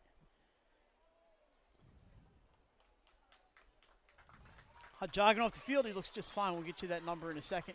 Jay, some interesting games this week. We were talking off the air about Brandywine and Indian River. To me, that's just a really intriguing game. Right now, Brandywine's the only undefeated team in that District 2 1A. But there's 3 teams that are 2-1. There's 2 more teams, including Indian River, that are 1-1. So an Indian River win, and there's going to be a bunch of teams right there. If Brandywine wins, it puts them in the driver's seat for that District 2 title in the auto bid. But right now, I got Brandywine way up in points with that D2 schedule they played early. Rogers runs to the left, gets around the defender. He's got the 1st down. It might be a 1st and goal. We'll see where they spot it. A flag down, and that probably will not count. Jay, the injured player was number 50, Diego Diaz Vallejo, but he jogged off the field. I think Diego is going to be back in no time. Also, game here on Saturday, Wilmington Charter and St. E's, I think should be a pretty good one. Well, that's for Charter's 3-0 in District 1. Tatnall's 3-0 in District 1, and St. E's is 2-0 And Tatnall's in playing a District 1. non-district game this week, right? They're playing in They're Tower. playing Tower Hill. But all those teams will be playing each other, as in the next few weeks, because they haven't played each other yet. Tatnall hasn't played Charter, St. E's hasn't played Charter, and St. E's hasn't played Tatnall. So, Jay, these penalties really hurting Newark here. They're making themselves work a lot harder than they need to. Now they're looking at a second and about 13 from the 22-yard line. They had a first and goal. Rogers thrown over the middle between a receiver and a defender, hits the turf, 3rd and 13. So, Mike, some scores from around the other games. Delmar is up 14-7 over Lake at the half. Laurel 21, Seaford nothing third quarter, I should say. And Woodbridge up 36-14 on Milford at the half. That's a lot of scoring. Benny Mitchell's going to need some throat lozenges after this one. Does he have a sponsor for that? Probably. So Benny got the scoring tonight. It did, and he's got to come right back tomorrow. He's got to rest up that voice. All right, here's the play up the middle. Not much there. It's going to be 4th and about 9 to go here, and they're going to go for it. I like how Benny does that. He got a game. They moved to Thursday, and he added the game. So 4th, and we're going to call it about 7. They got a few more yards than I thought at the 18-yard line. Yellow Jackets, I don't know if they've completed a long pass all night. They had a couple screens. They've done most of their damage on the ground. So split left looks like.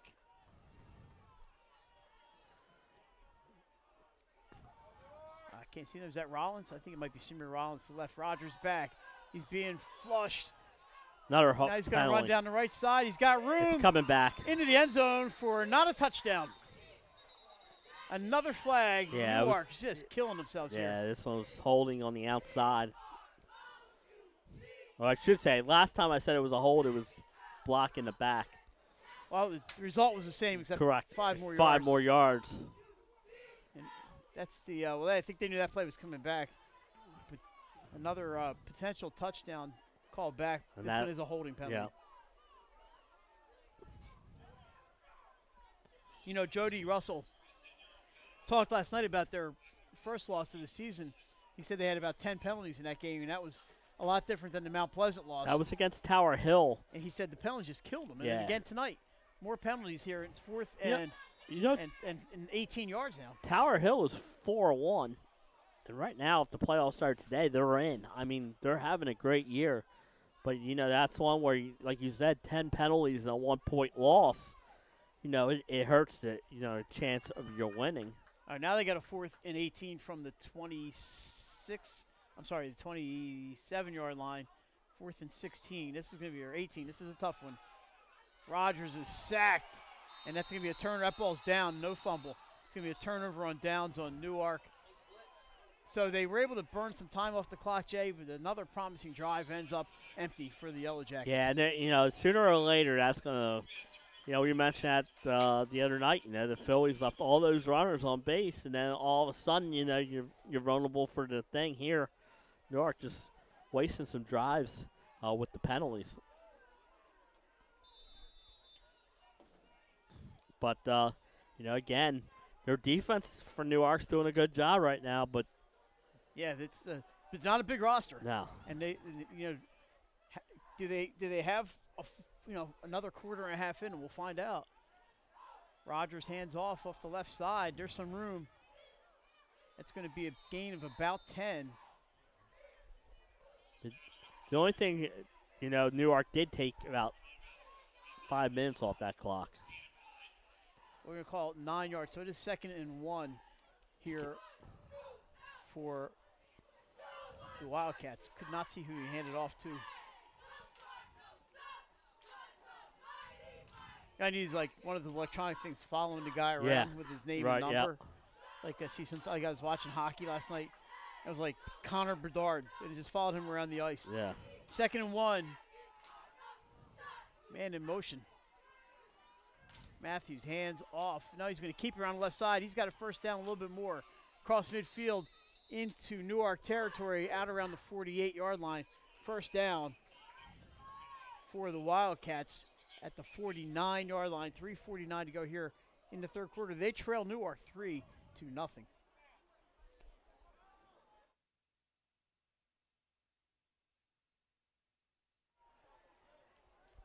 So some positive yardage here so far for Howard on this drive.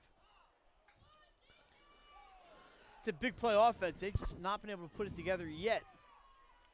But you always get that feeling that they're just right about there. They're right there, and like you said, Mike, they haven't had the ball much because Newark's executing their game plan. Screen pass to Kelly.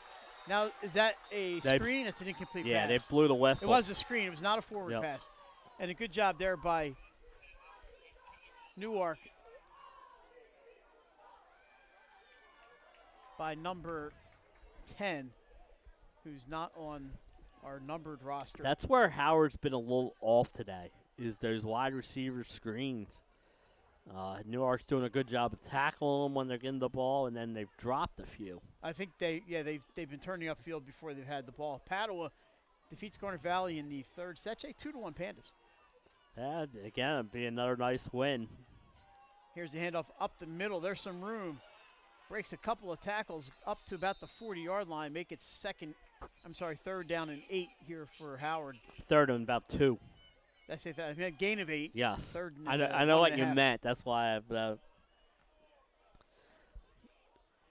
just wanted to make sure our viewers knew. Yeah, I just can't see these Howard numbers at all, unless they get close to us. This is my advice to everybody out there: is don't get old like me. I got this sty in my eye that's bugging me. A tear in my beer. All right, here we go. Up, Matthews keeps off right tackle. He's going to get the first down. He's inside the 35 to the 34. 1st and 10 for Howard.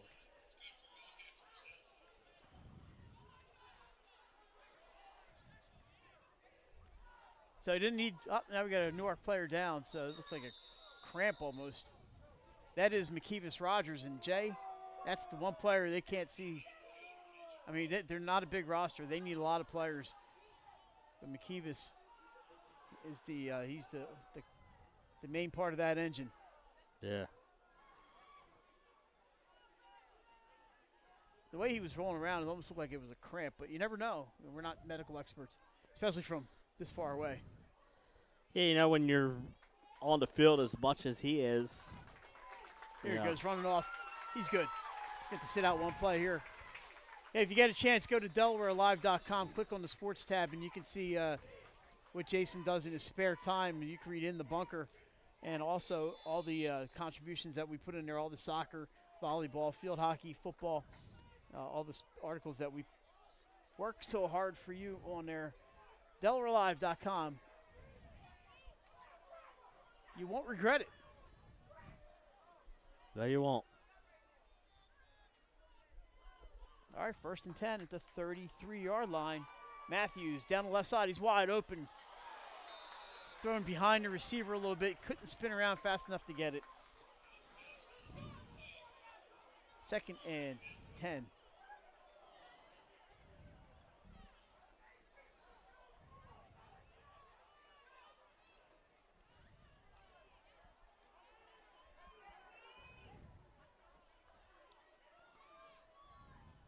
So 2nd and long here, Newark. They've been really good tonight on defense, Jay. They got to tighten things up here. Yeah, they really do. Matthews.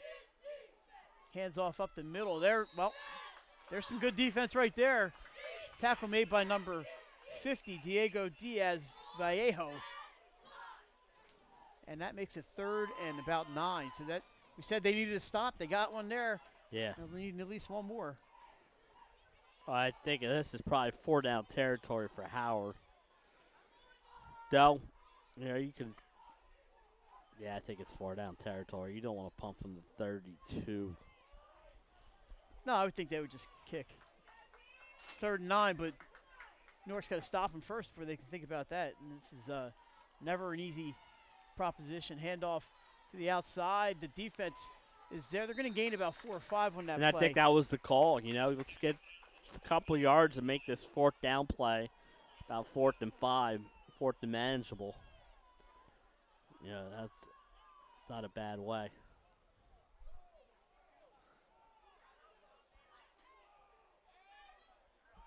Yeah, this is well, obviously to say it's a big play is kind of an understatement. At the 34-yard line, they need to get to the 29. Does Howard? They got weapons. They got multiple weapons out there. Let's see what they do. Matthews in the shotgun. See if he tries to draw him off sides a little bit too. Takes the snap, keeps the ball. He fakes the handoff, throwing deep. There's a receiver out there, dives, can't get it. A little bit of contact, Jay, but not enough to draw a flag. No. And that's going to be a turnover on downs. Newark doesn't get. Oh, geez, one of the Newark defenders. You know how they kind of shove each other? Yeah. He just knocked him over. He knocked him over. That was number 10. He doesn't have a name on the roster, but he just got knocked over by his teammate. He's had a good game too. You mentioned his number sorry, a I don't lot. know his name. Boy, but he wasn't ready for it. He took a shot and down he went.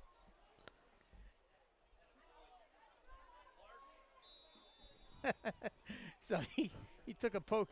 Jay, tomorrow night in this field, you'll be here, right? I think. I think I'm going to come here William Penn for and William Slasiana? Penn and Slasiana. I think I'm going to head down to St. Mark's to watch Appo and the Spartans.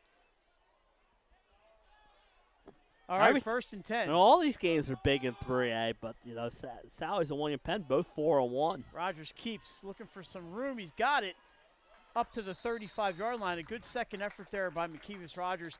Gain of about 6. Jay, there was nothing there the first time. He cut it back to his left. I'm sorry, to his right, and made something out of nothing. This rookie's having a tough time in this series. I'd like to see him get a hit here.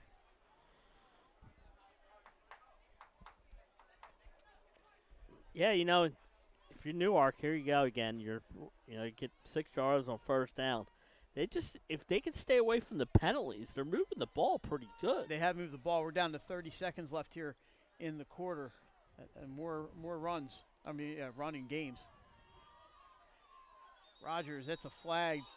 And Rogers goes right to the official and says, "Well, what do we do?" Delay of game is what they do. Not it's a delay of game and a false start. He had them both. It's a delay of false start.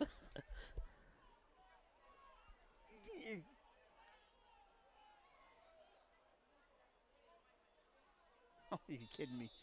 He's got me kidding me.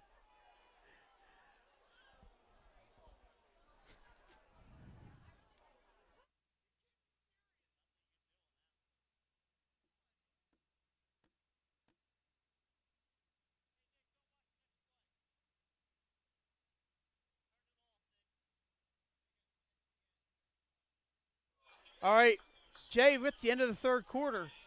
Your score, Newark 3, Howard no score. We're going to take a break. We're back with 4th quarter action here from Abessinio Stadium. We're watching high school football on 302 Sports.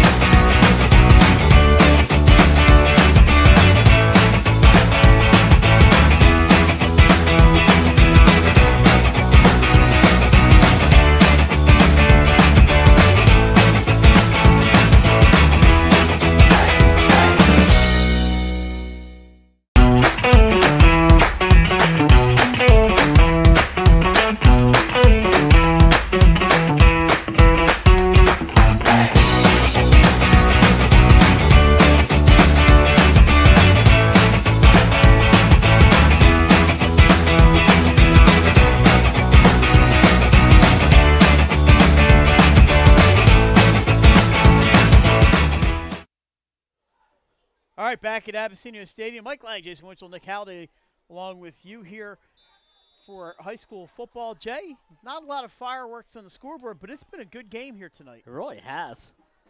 I think we both thought it would be a little bit more high scoring than it has, but both defenses have played well, and I think Newark's had a good game plan of who would have thought they would have a field goal in this game. All right, Rogers rolling right. He's going to keep it down the sideline. gets past that first down marker, and Jay, he just got the nose for the first down marker. Yeah. Right to the 40-yard line, and out he goes, doesn't take a hit. An impressive show here tonight by McKeevis Rogers. But again, you can allow run at least 4 more, 3 more plays. Coach Jody Russell and his staff, and it's obviously not just Jody, just keep the ball on the ground, run it, and like you said, last night and today, keep Howard offense off the field as much as possible. The thing is, you're only up 3, and the Howard offense is a threat every single down. Well, that's why I think if you could control the clock here for about 4 or 5 minutes and get a touchdown, yeah, you'd be in a good shape. That would be huge. All right, 1st and 10 at the 40. Rogers, 2 backs behind him. He hands off. Nothing there. Newark's been for Sean White, their own enemy here tonight with the penalties. I'm sorry, that was Samir Coleman on the run. Sean White checking in now. And Howard's been their own enemy with the turnover. So I mean, but like I said, this is like you said, you need to start finishing off these drives if you're Newark.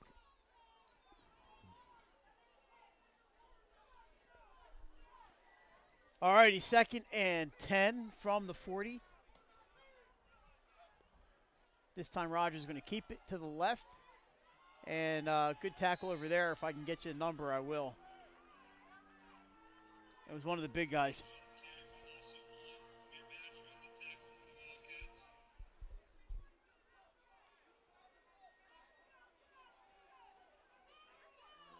$84 or $64, one of those. It's a 4. I can tell you that.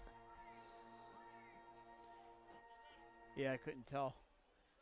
I don't know if they have an 84 or 64 on a roster. They or have 54. neither. They have a 54 and 74. Some maybe 54.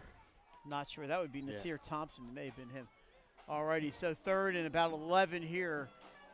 Another 3rd and long. Rogers rolls right, throws over the middle, connects with Serino. He's trying to get there. Oh, body slam. That's Jay. got to be a penalty. There's a flag. You can't do that. No. I don't think he meant anything by it.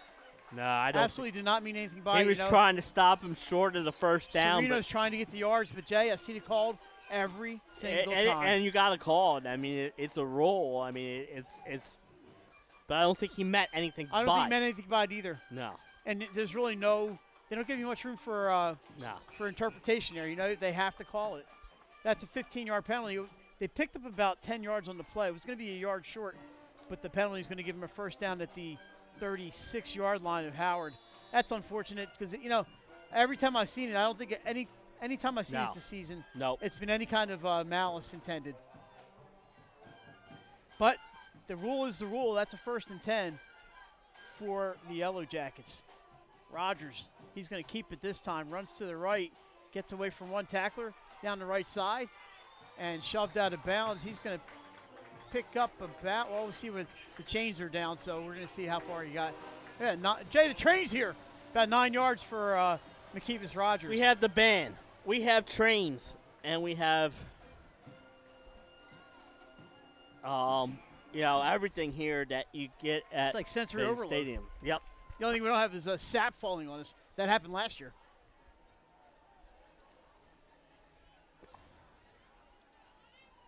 All righty. So he did get a first down on that play, so good job there by Rogers. Got to about the 24-yard line, 1st and 10. Jay, if you're Newark, you need to score here. Rogers looking for an opening, nothing there, and he's taken down by about 4 Wildcats, including number 74. He never went down, though, but Jawandi Ortega Montalvo. His forward progress was definitely stopped. Clock running, 9:34 to go here at Abessinio Stadium. Good night for football. The Newark fans have turned out. The Howard fans are here. We got bands. We got cheerleaders. Delmar on top of Lake Forest, 22-13 with 1:28 left in the 3rd quarter. So, what's that score? 22-14. 22-14 Delmar over Lake Forest. Lake got one of their injured quarterbacks back, I think. They did. All right, so it's 2nd and 10. This time Rogers to the left. He's got Sean White out there trying to block, but there's too many Wildcats, and that's going to be a loss back to the 30-yard line or so. Looks like a loss of about 6 to make it 3rd and 16 for Newark. You know, they've been successful with the little screen passes. It might be a good call on 3rd and 16.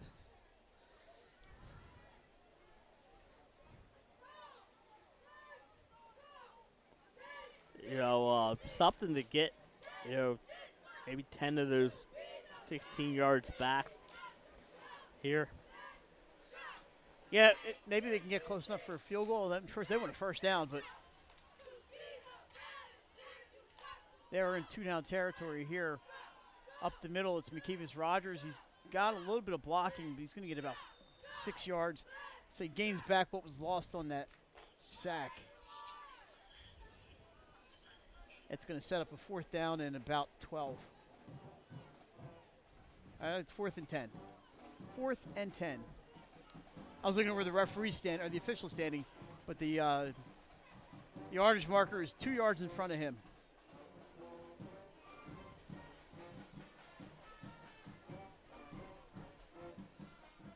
Jay, it's been a fun game tonight, you know? It really has. Even without the scoring, it's been fun to watch. It's been a really competitive game, and, you know, this is a big game. We talked about this being separation weekend. Both these teams are 3-2 coming in. Rogers looks to pass this time. Going over the middle. He's got a receiver. Oh, and can't hang on. Great job. I think the Howard defense got a hand in there to knock that away. He did. Great defensive play. And we're going to turn it over on down. So more defense necessary for the Yellow Jackets. But he had the receiver open. A good play by the defender there to get that hand in there. Yeah, it really was. Because that throw was on the money. And it was first down territory. It was down by the 10-yard line.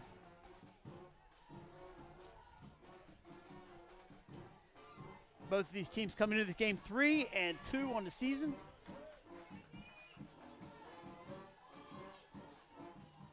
Handoff, gain of about 5. Maybe 4 yards on carry. We're going to call it 2nd and 6. And, you know, if you're Howard here, you know, Newark's down to 1 timeout. So if you're Howard, you could go on a long drive here and score. That'd be pretty good. But, you know, they're having trouble right now moving the ball against this Newark team. This time a fake run to pass out to the left, 1-on-1. He gets a block. There's That's a flag. That's coming back. Yeah, Jay, that was easy. Wow, he broke a tackle by Rogers. And McKeevis Rogers is in some discomfort down here on the sideline. But, Jay, the flag came out. That was a pretty easy call, even for a couple of old guys like us up on the sideline. You could just see it up here. I mean, it was. Yeah, right in front of the Newark bench. Yep. And they all yelled, flag. That'll come back. But it was a nicely designed play with the fake handoff, 1-on-1 on the outside. Unfortunately, just the holding call is going to be going to bring it all back. He's asking the Newark coach if he's going to bring it back. Yeah, that's an easy call. He's not going to decline it. It was the first down. Let's give him a first down. 6:33 to go here at Abessinio, where they will be playing football in about 24 hours. And then again, about 12 hours after that, or 15 hours after that. So this is a busy place, Jay. Yeah, remember this game would have originally been Saturday night. You would have had 2 on Saturday. And then last weekend they had the top-ranked high school soccer team in the country was here, St. Benedict's. And Tuesday night, number 10, Constaga was in. I thought they were better than St. Benedict. All right, 2nd and 12 for Howard. The handoff up the middle. Oh, what a play by Newark. It was, the quarterback kept it, Matthews. Oh, well, it didn't gain anything. It did fake me out, though. In fact, I think they may have been better off handing it off the first time. But it's going to be 3rd and approximately 13 yards to go here from the 20. Yeah, I think the band's playing like Fiddler on the Roof stuff over here. They are. And, you know, with Howard if I were a rich man. If I was Howard here, it's not 2-down territory yet because you still have all 3 of your timeouts. That's right. Newark down to 1 timeout, by the way. All right, 3rd and 13 from the 20. Matthews under center. He's looking to pass. Throwing it deep down the right side. He's got a receiver. Makes a jumping catch. Does he have it? Yes. I thought. Yes. The referee says it is caught at the 47-yard line. There's a flag on the play. Where? I thought I heard the PA announcer say there's a flag on the play. They're holding up the chain gang. It was a offsides on Newark. Good eyes, Mike. Well, I didn't see it. I heard the PA announcer. So it is declined. So that play goes from the 20 to the 46-yard line, 34-yard pass. Never saw the flag out there. So that was their biggest gain of the night at 34 yards. 1st and 10 at the 46. More pressure now on the Yellow Jackets defense. Matthews takes the snap. He looks to his left, gets it over to Kelly. Kelly one-on-one, gets by the defender. Down the left side, Robert Kelly. He's going to be carried out of bounds at the 21-yard line. Gain of 25 yards. That's where he's been good all night, It's been stopping those one-on-one tackles there, Mike, but that time he could not.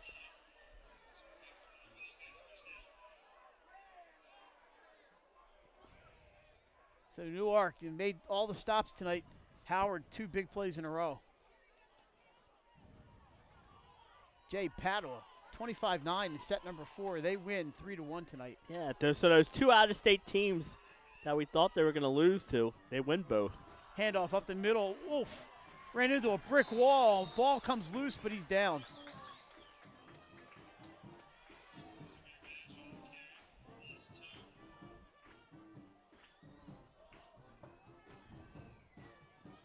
So, like I said, if you're Howard, though, you're Newark with only 1 timeout, this is good for you. You can run this time.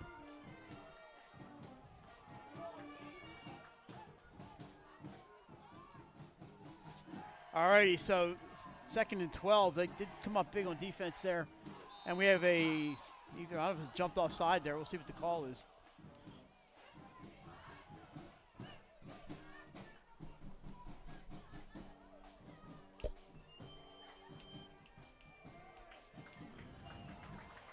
I'm just listening to the band here. Jay, that's on Howard, and they're going to march it back to the 30-yard line. So make it 2nd down. Well, they still have the yardage marker at the 21, but he's coming back to the 30.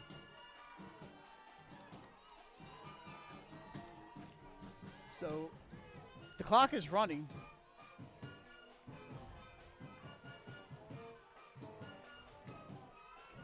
Clock is running after a penalty. I'm still getting used to this. They do, but I don't know what time it stops. It does stop after a certain time on penalty. 2nd long pitch on a outside. defensive penalty. Down the right side, Newark does a good job. They force him out of bounds. I think that was Jaden Jones, number 5, on the carry. He got down to about the 26-yard line or so, where it's going to set up a 3rd and long. And this is obviously 2-down territory for Howard. He is down at the 26.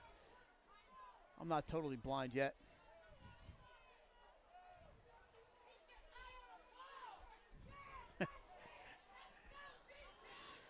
Some passionate Newark fans over here.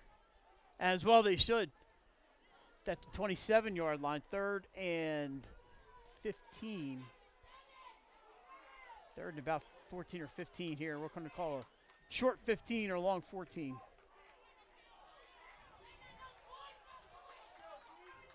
Big play here. 2 receivers to the left. Another receiver in motion that way. Matthews got it. He's looking left. He's going deep toward the end zone.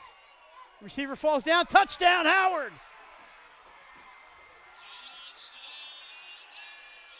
And they lead 6-3. 3:06 to go in the game. What a throw. What a throw there by Matthews. Great touch. Mike, they had 2 receivers running almost the same pattern. Like you said, one fell down, but the other one stayed on his feet and made a great catch. And Jay, McKeevis Rogers has rolled off the field over here on this side. See, he's in a little bit of discomfort over here. Jay, you mentioned that the first receiver fell down. The ball went right to the second receiver. I don't know if that was designed that way or not. Right, yeah. Hit 2, like I said, 2 receivers. Normally don't see them running the same pattern like that. They're going to go for 2 here. Yeah, Howard and Newark, 2 teams that both like to go for 2 almost all the time. So it took them almost the entire game. Rogers rolls to the right, fires. He's open. And it is good. 2-point conversion. It's 8-3 Wildcats. 3:06 to go.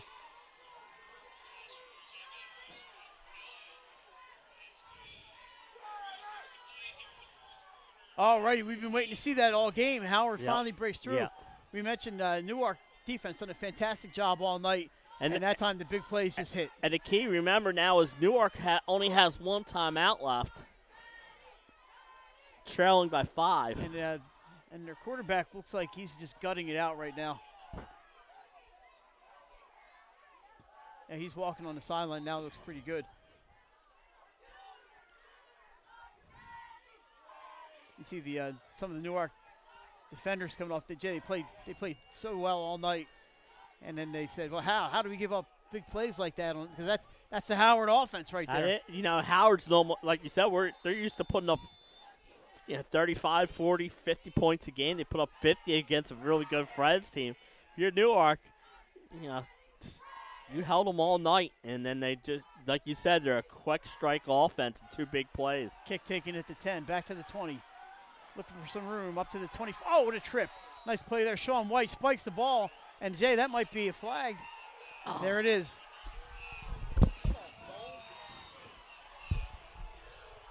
Unfortunately, a little frustration there on the part of Newark, and it's going to cost them 15 yards.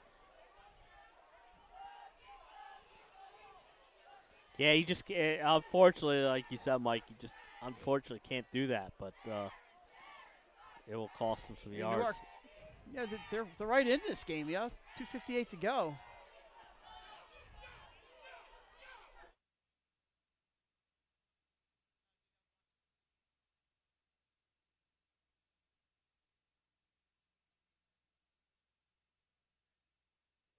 All right, so 2:58 to go. And, Jay, that's going to put him down at the 14-yard line. That's unfortunate. He just spiked the ball after he got tripped. Yeah, I think he was, like you said, he was upset that he got tripped. It was a great play by Howard. The referees have to call it. Yep. Just like the F5. And the German suplex. Yeah. Well, if we saw an F5, that'd be something else. Be tempted to drop the people's elbow on somebody out there, you jabronis. All righty, here we go. 1st and 10, 2:58 on the clock. Howard 8, Newark 3. What a tight game we've had here tonight. I think Pat McAfee does that every college game day. Rogers running to the left. Not much there. He makes a little bit out of it. He's going to pick up maybe 3 or 4. Down to the 16, so we'll call it a gain of 3 for McKeevis Rogers.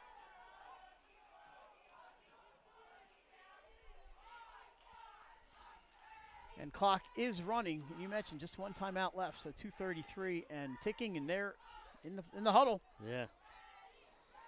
I don't know how much Newark has run a hurry up. Like you said, with only one timeout, they're going to have to start soon. Rogers waves a man in motion. He's going to follow to the right side. He's throwing deep down the right side, looking for Serino. Swatted away by number 17, Elijah Mancinelli. Mancinelli does a great job getting his arm up there and knocking that pass down. Yeah, because he had Serino. He did. That was a great throw, too. It's a better defensive play. It's a 3rd and about 7 here for Newark. And this at least stops the clock for them, but they need 7 yards.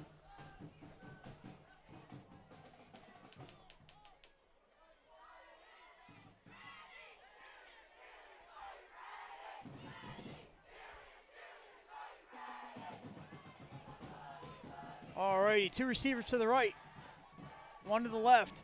Rogers takes the snap, he doesn't roll, he just drops it off. It's a screen. He's going to get the 1st down. Oh, breaks 1 tackle down the middle, across the 30-yard line. 1st down. Now the clock will stop momentarily. That was Sean White on the catch. They've had success with that screen pass. 1:59 to go. Referee winds, and here we go. Or not. Snap. Over to the right side. Serino gets by a defender who's fallen down. It's another 1st down out to the 43. Now they're getting right up to the line of scrimmage. 152, 151. Rogers hands off to White. Over the left side, not much there. He gains about 3. Now they only have the 1 timeout. They got to hurry up. They go right to the line this time. It's where you have to have a couple plays called. Here he goes. He's back up. He's looking to his right. Serino makes the catch, goes out of bounds. That'll stop the clock. It's right near the first down marker. I think it's going to be a bit short, maybe 3rd and a half a yard. 3rd and about a yard here for Newark. First down to stop the clock. And we have a whistle, timeout. No. I'm not sure what the official's signaling there. So the short pass there to Serino. He's made a few catches here in this drive. 2 receivers to the right, 2 to the left. Rogers back. He's looking down the right side. Going to put it up deep. And just too far for everybody. Looking for Serino. It's going to be 4th and a yard. So now they are, this is the game here for now. Right. Well, yeah, with only 1 timeout. First down gets them a stoppage of play. Yeah. Or stoppage in the clock, rather. But with only 1 timeout, if they don't get it, it is the game. Howard can take knees. So, yeah, it is definitely the, it's big here. 3rd and 1. I think they probably thought they were going to run for it on 4th if they didn't get the deep pass on 3rd. Yeah, I thought they were going to run for it on 3rd. Rogers going to keep it. Howard's got him. He doesn't get it. Howard holds. The Wildcats take over with 1:08 to go. Jay, on the biggest down, they make the stop. They did. Good job by the Howard defense. The Wildcats, they need to snap the ball twice here, maybe 3 with the timeout, and they will go home with an 8-3 victory, but we're not quite there yet, but just about. Yeah, credit Howard's defense there. They did a nice job. Yeah, and the offense, after being held in check on late, comes up with 3 big plays to score the touchdown. So it's a victory formation here for the Wildcats. We'll see if Coach Jody Russell elects to use that final timeout.